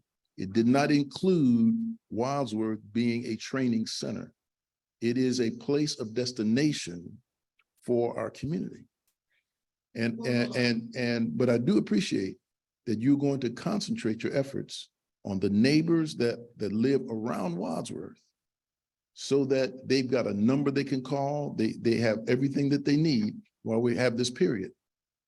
But as soon in the 30-day meetings and all the updates, I think are extremely important. The infrastructure is in place. And I will say, my personal view is that I trust the commander. I do trust him. I believe he will do the best he can do. We live in a very dangerous city. We do. And all y'all know it.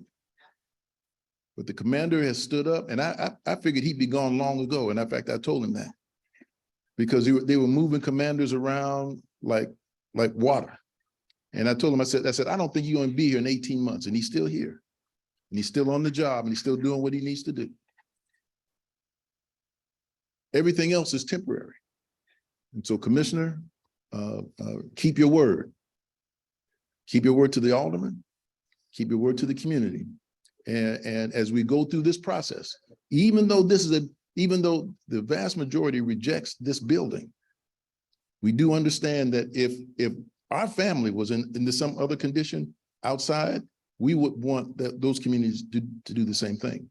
So I appreciate you. May God bless you. Thank you so much, Dr. Brazier. We're going to bring a few more people to the mic. Paulina Spratt, Kenneth Newman, Dr. James Walton, Joanna Sherrod, and Andre Smith can go to the mic.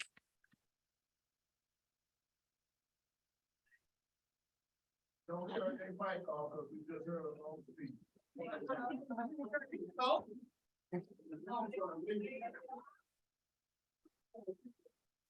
Go ahead, ma'am. Good evening, everyone. This is very emotional for me because my backyard is the park and the playground where the shower will be. And I've watched both of my children grow up and play in that park.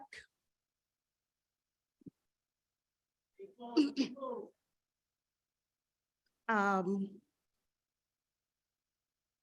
don't understand or see the ending of this situation. I just saw a federal report that the president will send in 30,000 migrants per month. So with that many people coming in and you giving us a 2-year deadline, how is that going to happen? It's gonna, once we've shown that this building can be used in its capacity, it will not change. It will always be a catalyst for housing a situation that has been a problem forever. We all know that immigration and federal citizenship has been an issue that has not been properly addressed in this country. And I just saw the mayor on a news conference before I came here. She said that she had engaging conversations with us. She said that she had spoken with Alderman Taylor as well as Dr.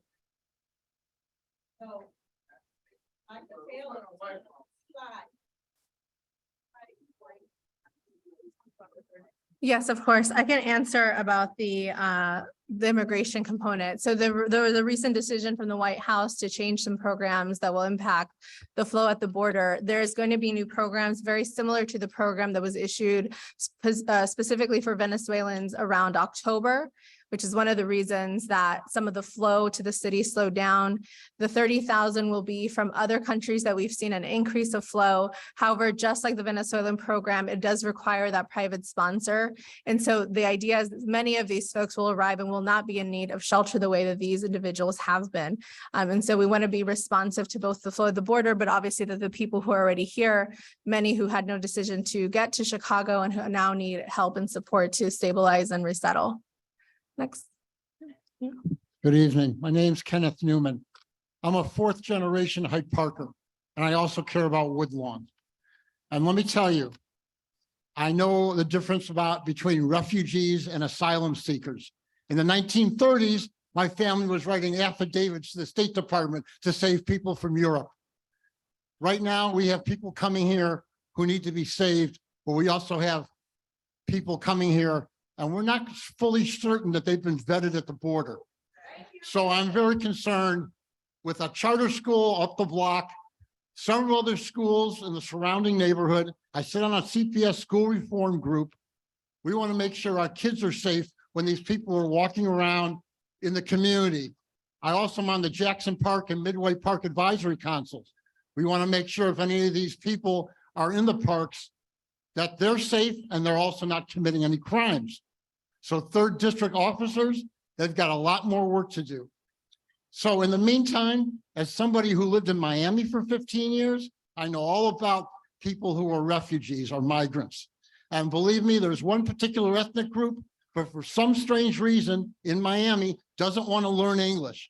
So I'm really big on you guys making sure that all the people you house are taking English classes from wherever they are in the world at all your shelters, because we don't want people coming to Chicago and staying ignorant of English, because that both makes them a slave to their employer and also hurts them. So please make sure that those English classes are good for our attending. Thank you. Randy, do we switch to the border or no? No, no, okay. Next. Go ahead. Hello, I'm Dr. James. Please stop interrupting. Sir, go ahead. I'm Dr. James M. Walton Jr. I am an 18-year resident of Woodlawn. I represent the block club, Kenwood Point Block Club, 6600 to 6600. I'm sorry, 6400 to 6600 South Kenwood, and I'm also a founding member of the Woodlawn We Want Alliance. And I have to say that, once again, this is not a community engagement meeting. And I'm really disappointed at this ingenuine gesture of seeking community input. The community is not at this table. We are not involved in discussion, collaboration, or input. So when will you talk to us about our community so that we can partner together? My only other question, so that's my comment. My question is, well, my other comment is, updates to Alderwoman Taylor should be weekly, not bi-weekly. That's too much time that can go by in a 2-week period. And I'm glad to see my commander of the greatest police district in the city. And I like the security plan that you brought forth, sir, but I think there's some specifics that are missing. And I'm just wondering, will there be dedicated CPD officers on a 24-hour basis in that facility? Thank you.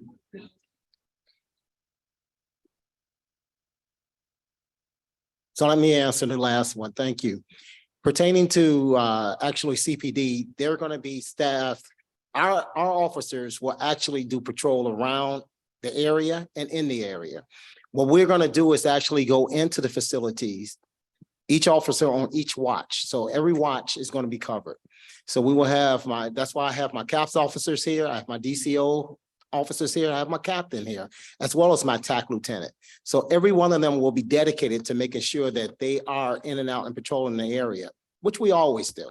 And you're familiar with with the strategy that I work on with the Together We Can. So I will be taking input from the community to actually, like I said before, this plan is fluent. So whatever input that you all, just like we do with every other strategy within the district, we will work with you. And anything that we're missing, we will take your advice, because you know I work with you guys, and we'll make sure we'll add that to the program. Okay.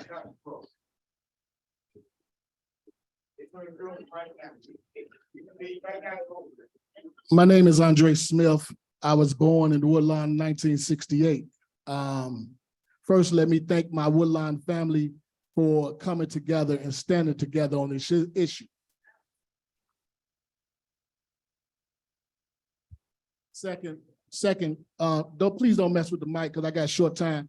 To the commissioner, I noticed that you used in your language that Wadsworth is important to the community. If that's a fact, why didn't you and when did you speak to anyone in the community? I yield the rest of my time to Corey Howard. I want to say this to the residents in the room because they don't care about us. But I do want to say this to all of our Woodlawn residents. Like Jimmy Stewart said, and Mr. Smith goes to Washington, they think we're licked. Show up February the 28th and vote these people out of office.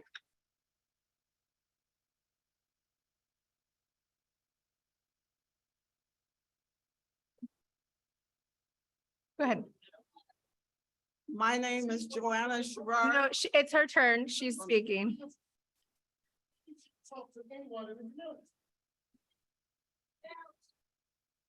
Thank you, sir. So Stop interrupting, please. You're gonna ask Yeah. me, right? yeah, One we second. had our first community meeting at the end of December, at the middle of October, right after the budget hearing, had a conversation with Alderwoman Taylor. Okay.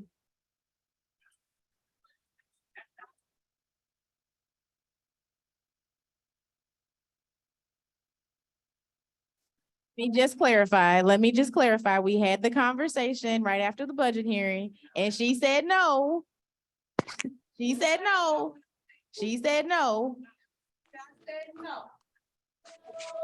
She said no. And she stated no, which is why in October, the shelter did not open.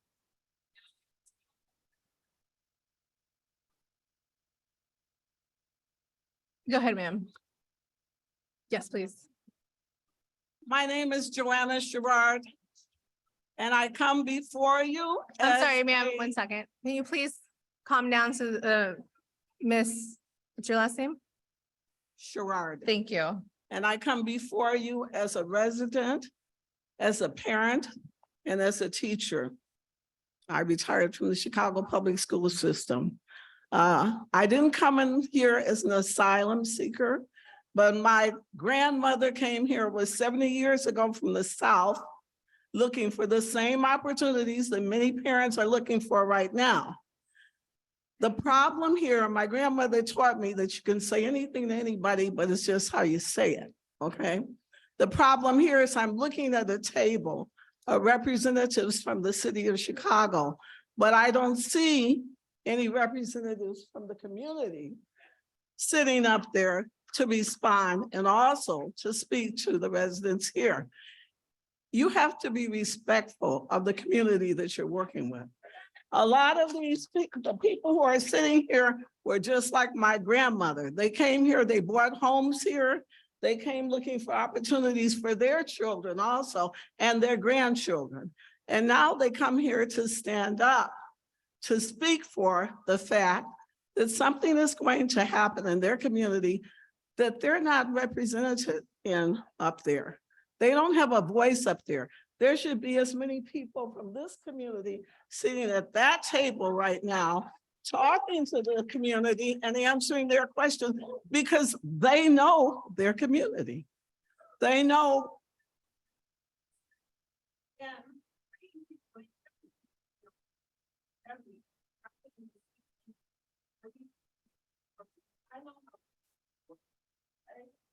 I know that I live right down the street. I saw you things here about Lyman. The light in front of my house hasn't worked in 3 years. I've been calling it all. It's all. I've been calling and they have not Okay. Place that light. There are lots of things that need to be addressed, but when you bring people in, you have to try to set them up, not for failure, but for success.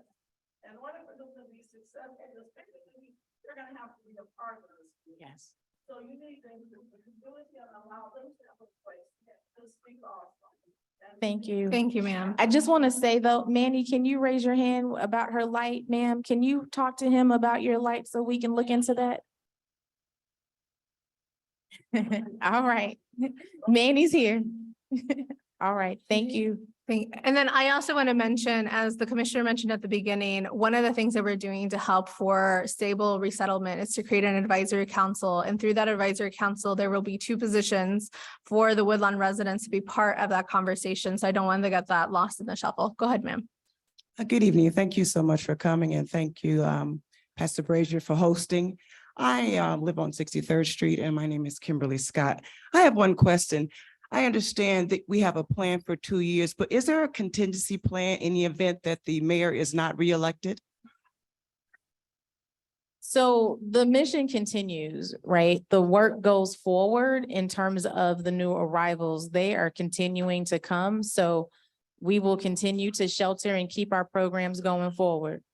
So no, the commitments that they made to the Woodlawn area. Oh, If the absolutely. event- Those will remain. So the new leadership, in the event there is a new leadership. Ma'am, let me just be clear. As commissioner, I don't want to be sitting here having a conversation about having to shelter new arrivals and buses coming every day in 2 years, right? Like the Okay. goal is really help people get to self-sufficiency, stability, and help them get to the dream, then the plan, execute the plan they came here for. That is our goal. My team is really to move forward and help these individuals that have come here under duress move forward with their life plans. Like, we don't want to be sitting here with this, having the same conversation. That's Right. not my Are you goal. under Mayor Lightfoot, I correct? am. Right.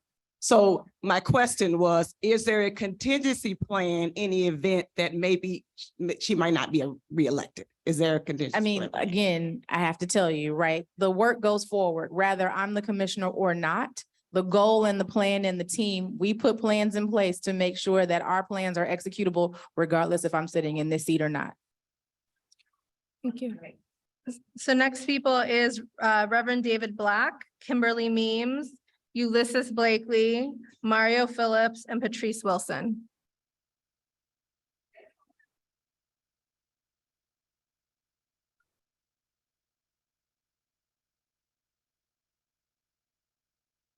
Good evening. Thank you for being here. My name is the Reverend David Black. I'm the pastor of the First Presbyterian Church of Chicago on 64th and Kimbark, which is proud neighbor to Dr. Brazier and the Apostolic Church of God. I want to tell you that when I came into this room tonight, the first thing that happened was Evelyn and Brenda Brown put up their hands and said, come sit with us, come sit between us, where there was very scarce room. And they could have said, sit over there, but they said, sit here. And I bring that up because people are going to say that the resistance to this community is a sign of xenophobia, or it's a sign of exclusion, or it's a sign of bigotry. But the Brown sisters have demonstrated for us tonight that that is the spirit of Woodlawn. This is a community of hospitality. And I'm a preacher, so I'm going to just share a parable. You don't call a host and say, we're sending 1,500 guests over to your home for dinner on Friday. You outfit the home so that they can be hosts in the way that they need to be to fully welcome and embrace those people. This is a beautiful community, the best community in the best city in America. And they are rooted in love. We are rooted in love. But you need to pause, and I support the motion to pause this so that our alderwomen, so that our alderwomen can fully leverage this situation for the benefit of this community. Because that is what this community deserves. To be able to benefit from this situation, to be able to build out our home here in Woodlawn without just being told that a whole bunch of people are going to move in before we have a chance to even build a bedroom.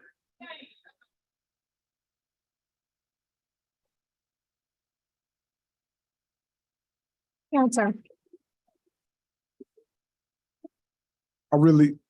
I just want to understand that they're going to receive school, shelter, computer labs, know your right classes. They don't even have that in our own classes about knowing your rights.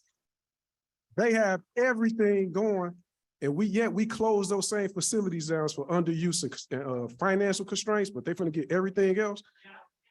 That don't sound right to me. I just want to know, now that I know that the alderman told you all no, I need to know who authorized this and why are we here now? Is there any way to halt this? Because it sounds like we don't want it here. So what's the next step to either put an injunction on this or to pause this or delay? Because we don't want it. It's non-negotiable at this point. So, sir, I just want to respond to you quickly about the Know Your Rights. We actually provide $2 million in Know Your Rights training in the Black wards throughout Chicago. And so we go out.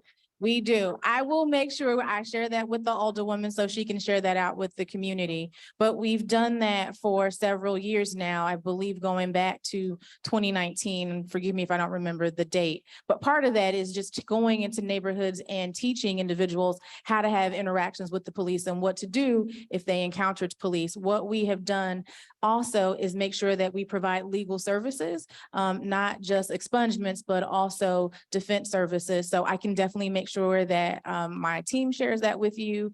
We can just get your information and we can send you the literature we have.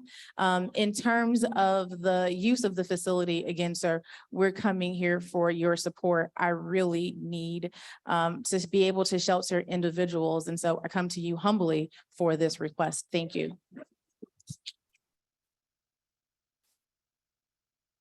It's the next speaker, please.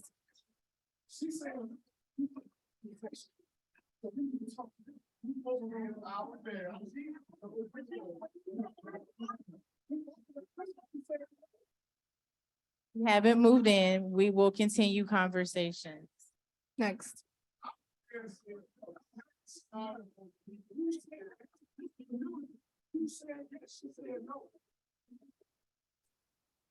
Next speaker.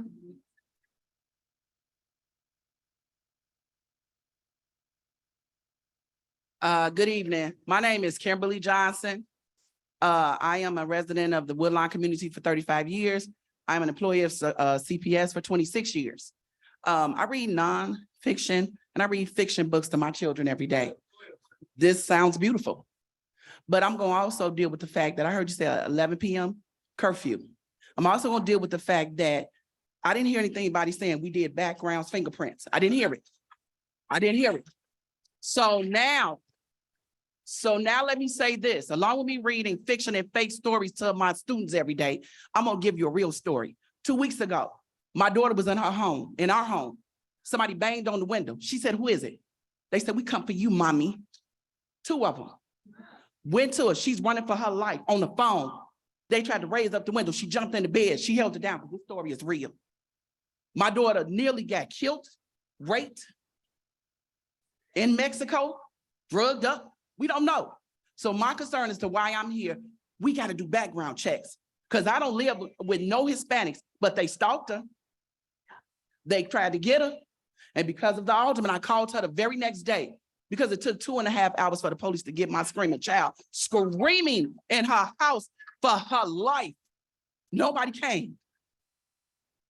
I'm very passionate about this community. And I'm very passionate about my child because she could have been dead. What is the background?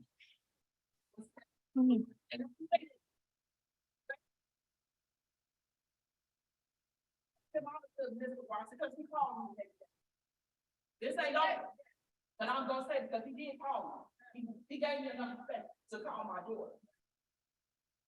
Are you all doing background check? So I can answer that question. So when someone crosses the border, they go through a variety of different background checks. They have to do can I finish? If you are asking the question in good faith, you have to give me time to answer it.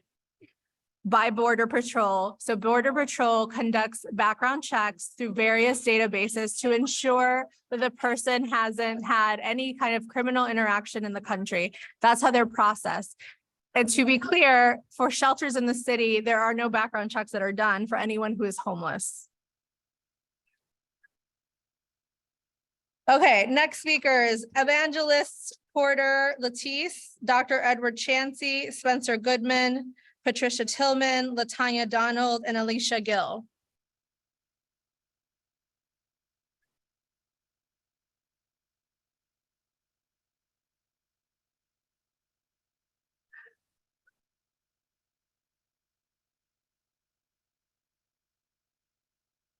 Is no one from is it, okay, you guys coming?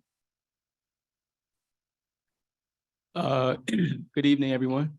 My name is Spencer Goodman. I'm here to represent all the young Black men who feel represented and disrespected in the city. I have to say that there's a Black genocide going on in Chicago, specifically on the south side of Chicago. And so I think the elephant in the room here is that there are not enough resources to stop this genocide. So I guess everyone here has the question of what is the real benefit of this asylum for the community and for the young Black men who feel like they're not, excuse me, I'm speaking, thank you. For the young Black men who feel like they're not given enough resources for their mental health, for their entertainment, for the different ways to keep them away from wanting to kill each other or want to sell drugs. Furthermore, I want to say, are there background checks on if these immigrants, if they have any family connections that are already here in the States? Because even though you're doing a background check to see if they have a criminal record, they could very well have criminal relatives who are already here who can give them the resources to potentially cause gang wars with the young Black men here who feel like. So I guess for all that, I'd like to ask a question. Okay. So I'll start with the work that we do in our youth intervention portfolio. One of the programs we started in 2019, 2020 is the Service Coordination and Navigation Program. It's for youth who are involved at the highest risk of violence. You have to have 2 criteria in order to participate in the program. You have to be justice involved or have street interaction or participate in cyberbullying. That's one criteria, one of those. And then you have to be disengaged from school, disengaged from work, and meet one of those. And so it is voluntary. It is not mandated by the court system. It is led with youth voice. We have a navigator that works with the young people, and that goes up to 24, 25 years old, all the way starting at 14, because that's when we start seeing, youth being justice involved. And so we really work with young people to help them create their life plan, right? With their voice that's youth led. We've helped get young people back in school, either high school or college. We've helped young people get employed. What's most successful about the program, we've also helped house, I believe, 300 young people. Please don't quote me on the statistics today. And so that's just one of the programs we're doing. Right now, we have a program out, Youth Intervention Pathways. And so that's to help young people be diverted from the justice system. And so that RFP is out. It'll be citywide and really help divert and deflect young people and then help get them back on the path with some case management. There's more, but we don't have a lot of time for me to go into all our programs.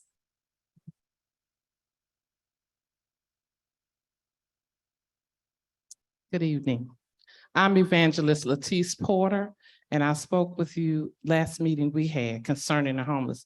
Sorry I wasn't able to stay then. I'll stay tonight so that we could talk, and then I can convey whatever is not confidential to the community. So I'm a community leader. I do wear a lot of hats in this community. I'm also an evangelist in this house.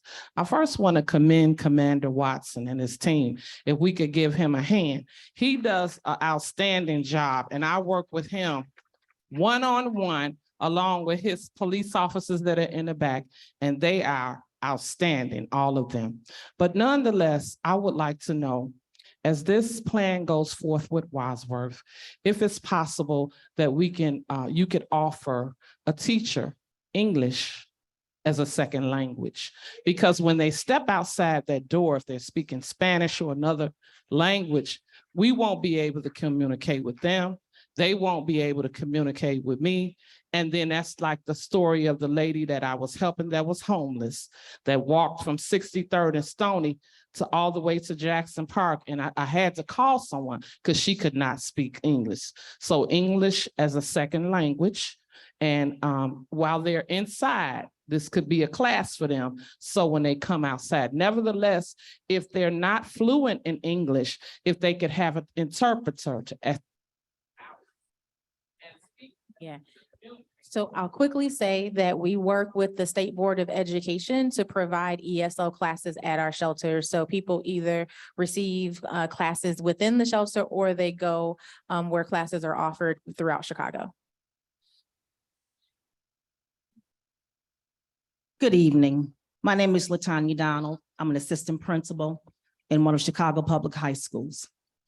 It scares me that we're going to have 18-year-olds around 14, 16, 17, 18 other high schools around it. What I do know is this: it's a done deal. You've already made your decision and we have to suck it up. But we don't have to suck it up. Oh, it's done deal. But we don't have to suck it up so easily. Be mindful. Whatever happens to anyone in this community or any of those students, we're going to hold you all accountable. It's sad that we could not have a seat at the table in the beginning. We knew buses were coming. We knew that once the gate was open, they were coming our way. There should have been a plan across this city so everyone has an opportunity. I feel sad if anybody else have to go through this. I bought my house, I was 24. I was so happy to raise my kids, to walk down the street, to go to that park. Although there was bullets coming everywhere, we don't have bullets as much right now. We can go to sleep. So now I'm wondering, with my grandkids, can I go to sleep now in the backyard? Can I play with my kids? Guys, if anything happens to anyone, we're going to hold you.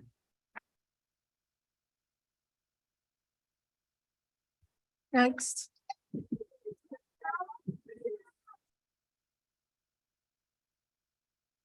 I'm Dr. Edward Cheney. Please stop interrupting. Sir, go ahead.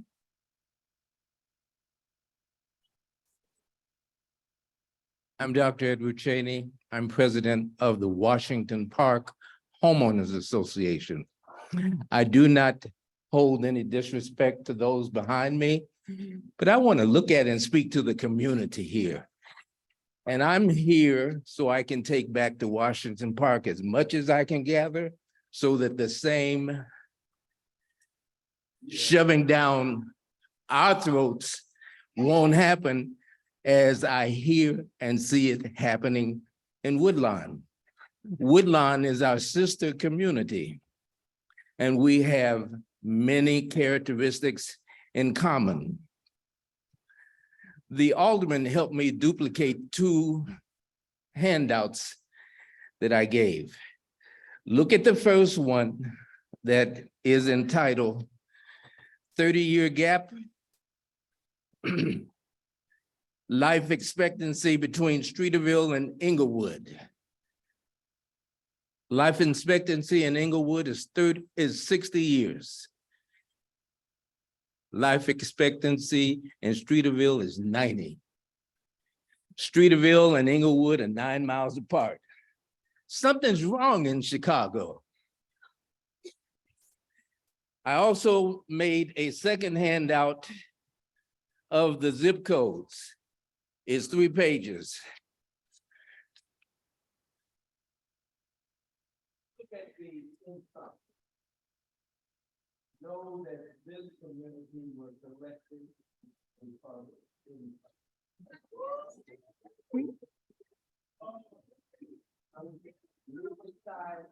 By leaving information. In Streeterville, the income, median income, that's the income on the scale right in the middle. Right, $90,000 a year.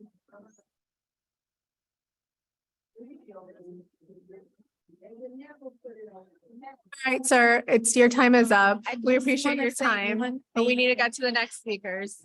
Thank you.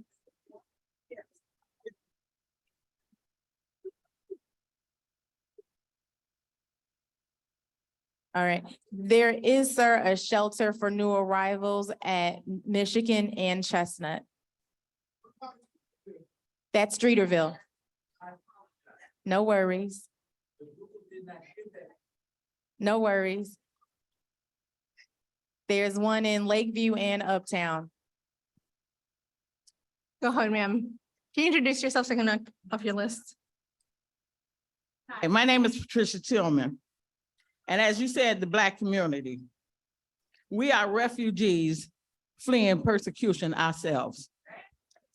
We are people that have been wrongfully convicted of crimes, served the time that we did not deserve, and still cannot get a job. And when you say expungements, how long does it take to get an expungement? How long does it take to get a pardon? By the time you get it, the job that you could have gotten is gone. Okay, me, myself, I'm running for alderman of the 21st Ward. I was wrongfully convicted of a crime. They're holding sessions right now for clemencies, but mine can't be heard. Okay, and trying to kick me off the ballot for something I did not do. So when you talk about expungements, how long does it take? Then you bring in these immigrants in and they got all type of background, but you will give them a job. And they're gonna get the best jobs. Okay, with no questions asked. And I'm sick of it. Next speaker. Please let the speaker start her comment. Go ahead, please. Hello, my name is Alicia Gill. I'm a member of the Chicago Alliance of Racism and Political Repression. I'm also a member of the STOP organization. Oh, yeah, go ahead. What your question is how long an expungement takes?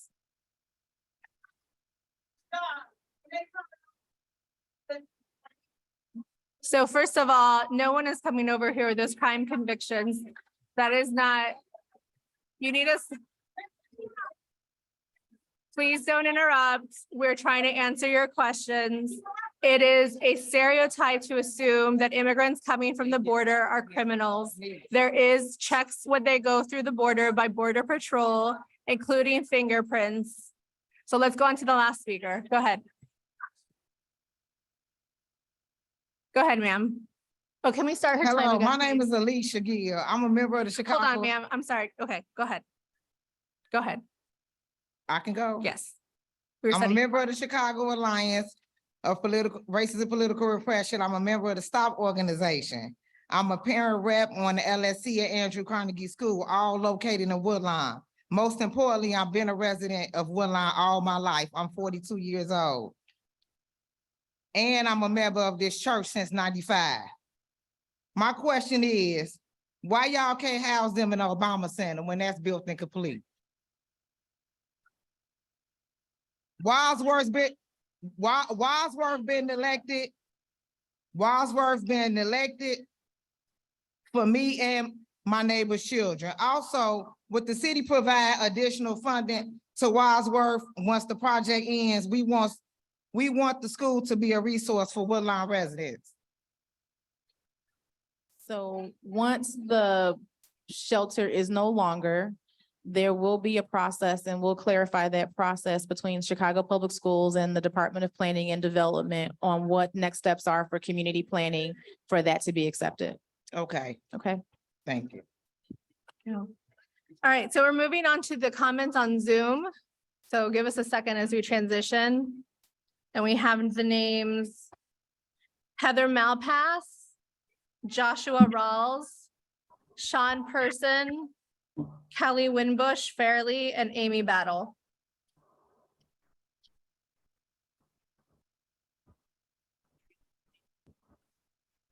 She didn't say that. What's her name? Oh, what's your name, ma'am? What? Oh, yes, please come forward. Thank you. Someone took her place.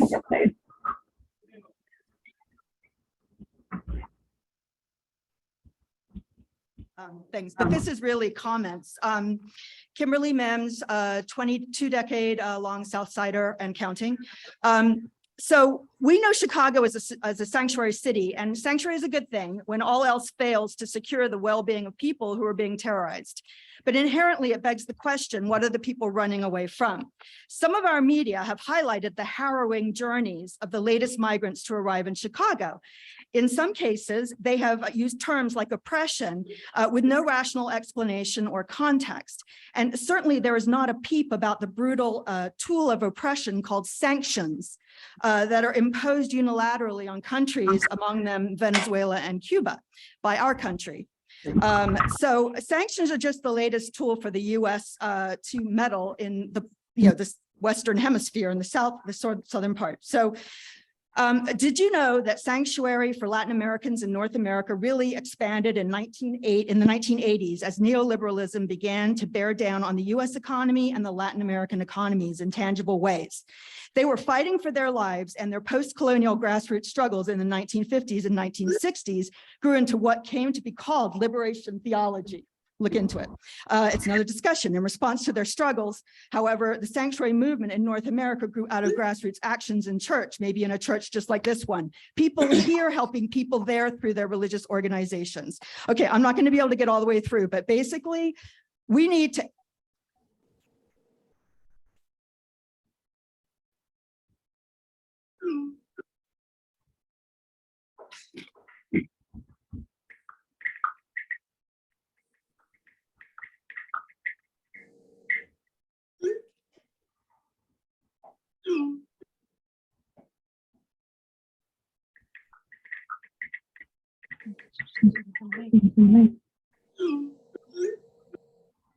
Thank you so much. For the folks on the chat, we're going to call your name and you have to unmute yourself to speak. We're going to call you one by one. If you no longer wish to speak, means your question was answered, feel free to stay on mute. So the first speaker is Heather Malpass. Hi, good evening. Thank you again for everyone getting together and having this discussion. I had a couple of things. One, I wanted to clarify a recent news program where ABC News had highlighted this particular issue that we're going through with the community. And there were community leaders from Little Village, as well as the aldermen, who were additionally confused as to why the choice for their community would have been a better option to house the immigrants rather than plunking them down in a neighborhood that has no walkable resources and a place where basically, as everyone has discussed, limited English skills to be able to commune within the community. So that was the first question that I had. Go ahead and ask all your questions as your time is running. Okay. And then secondly, a couple of my other questions also have been answered. But one was in regards to our recent, in my case, I had a 500% increase in my property taxes. So what I was wondering is kind of to mediate a little bit of the angst that we have going on, being sort of like, we're just going to do this and then ask for forgiveness later. Sort of as a peace offering, would they be willing to reassess all of our properties and give us some type of either free? Quickly, her first question, there were a number of city buildings that we looked at across the city, public school buildings, libraries, etc. Based on the availability, Commissioner, can you pause for a second? Okay. Excuse me, if you're exiting the room, please do so quickly and quietly. We're still conducting this meeting and need folks to hear the information. Thank you. Okay. Yeah. So based on the availability of buildings, we've been looking at a number of communities. And so the Pilsen neighborhood in particular, we have not been able to find a building. There is a school, however, it is in use. And so it is why we are looking at open and empty facilities. Thank you. Next is Joshua Rawls. Thank you. Can you hear me okay? Yes. Okay, awesome. Thank you for giving me this time to speak. I will ask that you do this community the honest and the justice of answering my questions. So first, I'd like to ask, try to be quick as possible. What amount of the needed remediation or renovation came from labor within the community? It's nice that you have MBE contractors, but it doesn't help if it's not residents of Woodlawn. How was the community informed of this opportunity?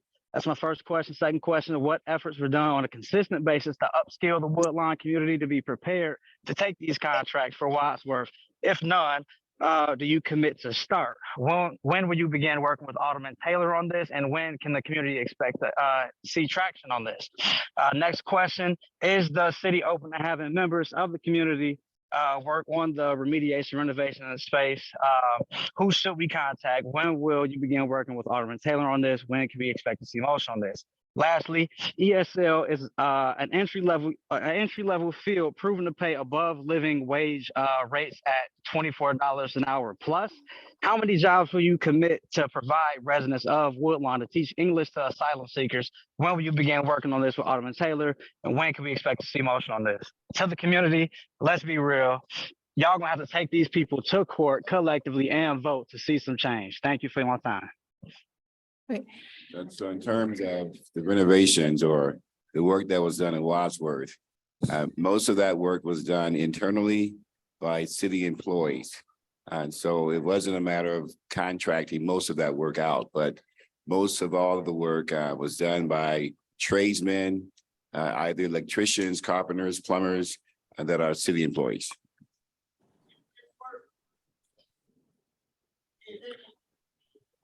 Commissioner, is there any of the job training? Do you want to talk about any of that or no? He asked like if there's any sort of.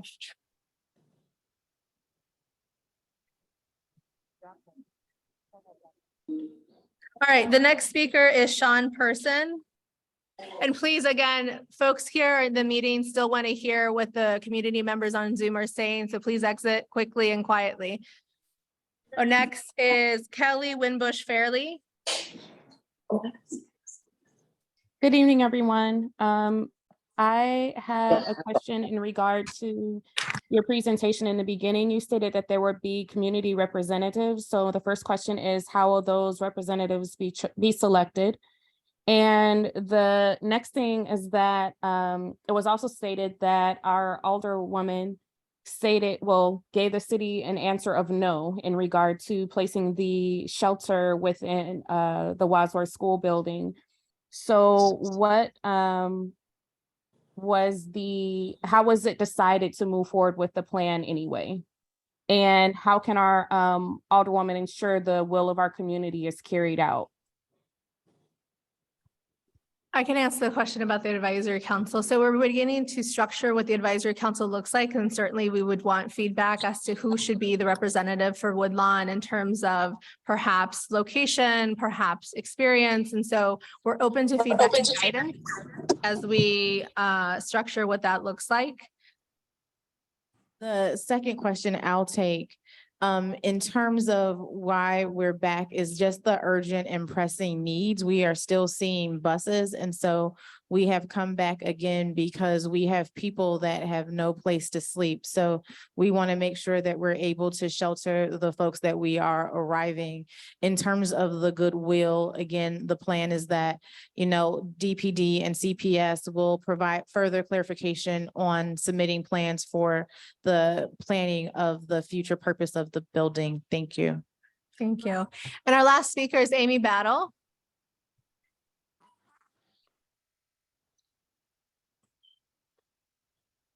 Amy, you're on mute. About that. It was stated that this was a humble request to have the Wadsworth building become a shelter for asylum seekers. So I want to understand what our recourse is as a community, if that is something that we do not want to proceed with, and also what the city's backup plan is if the community does veto. Do we even have the option to veto? Secondly, what assurances do we have that this won't become a permanent shelter or be utilized in a manner by which the community is not seeking or does not see as advantageous? Thirdly, in looking at the impact to property values when shelters are put in, I see that we'll see a dip of 12 to 13% of our property values. Have you as a city done an assessment of property values? And can you also set up an expedited tax review process, property tax review process for those of us in the community, as many have seen tax increases?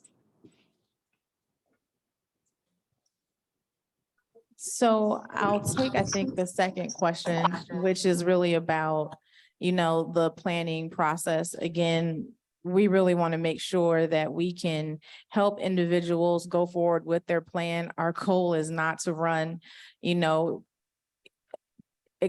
indefinitely new arrival shelters. Our real plan is to help with resettlement so that people can find their plan forward. In terms of next steps, I mean, this is really about being able to communicate where we are in the planning process and share updates back with you all. Thank you. So can you just clarify something for me though? Is this? There's actually 3 more speakers or 4 from Zoom. Krishna McNeil.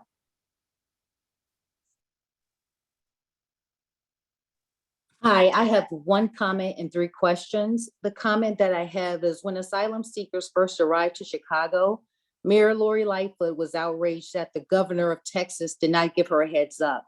She is doing the exact same thing to the residents of Woodlawn, and I think that's a little hypocritical. The first question I have that hopefully you guys will answer is that what happens if the curfew is not met by the asylum seekers? Will they start to loiter? Will they be bused somewhere else? The second question is, if I have read issues that asylum seekers are having in New York, and has Chicago taken into account those issues, and are they being proactive with those issues that New York and other cities are having?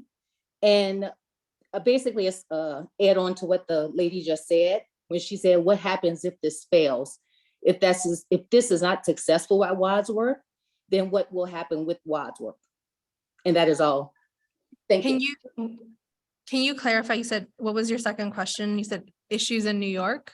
Yes, I've been reading that they were having some issues with the housing in New York.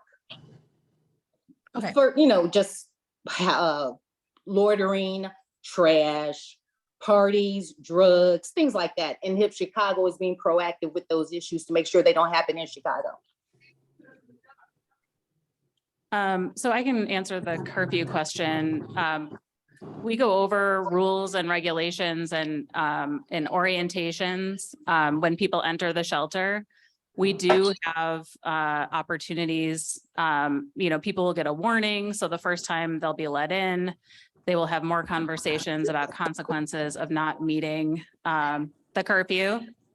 And so if somebody needs connection to another shelter for a night, we can arrange for that. And if they remain on the premises, again, we have the security and safety plan to manage that. Yeah. That also goes for the second question that the young lady asked. Again, individuals are counseled. We have security checks. If people, break the rules, they will first be given a warning. If that happens thereafter, they could be discharged from that particular shelter, and then we'll place them at another shelter. And then if there is another problem, they could be banned from the shelter system. So that has happened very few times with the 1,700 people we are currently sheltering. Okay. Great. Daryl Kelly. Hello, can you hear me? Yes. Yeah, my first question is, what are the resources for the schools that will be housing these students? I haven't heard anything about the resources for those schools, and some of the money that's used for the old Wadsworth, why isn't some of that money being allocated to the actual Wadsworth STEM school for repairs, upgrades? What's missing about that part? Can I get an answer about those 2 things? You want to- I think your question was why weren't resources put into, for the students that would be going to Wadsworth? What resources will be going into those schools? Okay. The second question is, can you hear me? It's hard because people are talking, so it's hard to hear you. Okay, so let me start again. The first question is, for the surrounding schools, will there be additional resources for those particular schools? Yeah, okay. The thank you. money, second question is, the money that was allocated to do repairs at the old Wadsworth, has some of that money been allocated for repairs at the current Wadsworth and some of the other surrounding schools? So maybe, Rob, you can just talk about the process at CPS for improvements. I don't know, maybe we'll have to follow up. Yeah, I would just say that we have a budget every year that we apply to all of our buildings in the district, and we try to maintain them in a safe, warm, safe, dry, and cool operational mode. All right, next speaker is Tracy Robinson.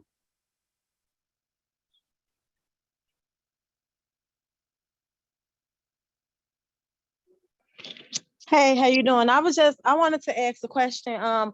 Someone said at the beginning of the meeting that there are resources on 43rd and Cottage Grove at the King Center. I've been living in Brownsville, I think maybe 25 years.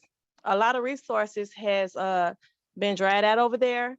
So I would like to know what resources are actually in the King Center.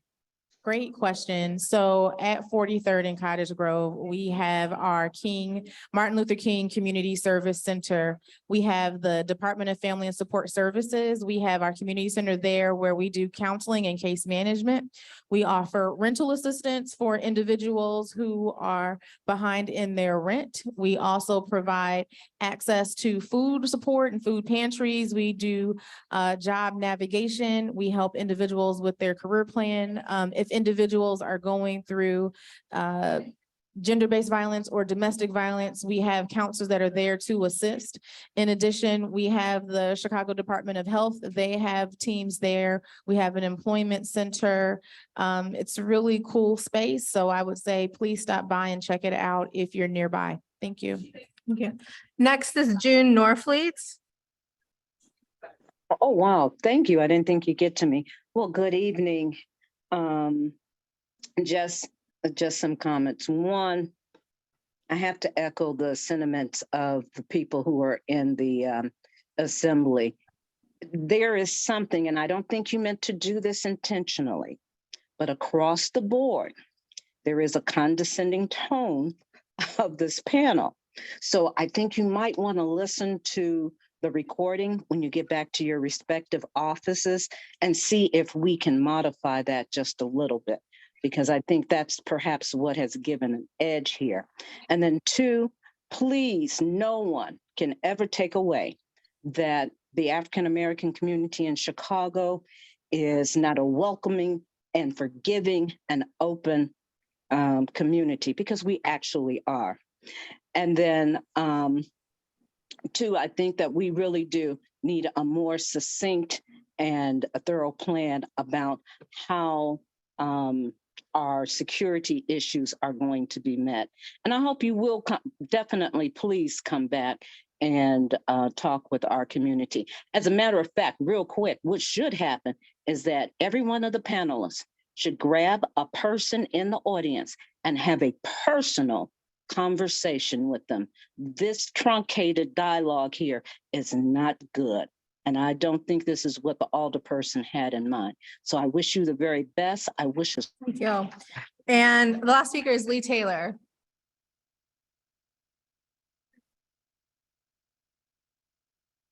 Nope.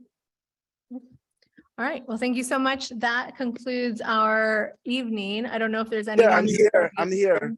Yeah, Alderwoman Taylor, is there any last remarks you'd like to give? Oh my God. Any last remarks you'd like to give? If you Hello? wish. Hello?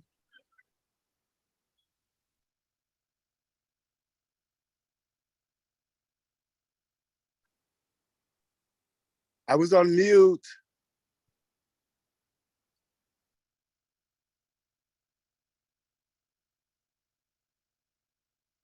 So first and foremost, I want to thank you all for coming tonight and staying. I'm not a check off the box person. And so I hope that you know this was not a check off the box for me. This was, you need to come and listen to what the community actually has to say and listen to their input. Folks do not want this in community. And let me make it clear, when I got called in September and October, I said no. Let's make it clear. I was asked and I said no. And for this very reason, that we're a community that's changing. We're being gentrified out.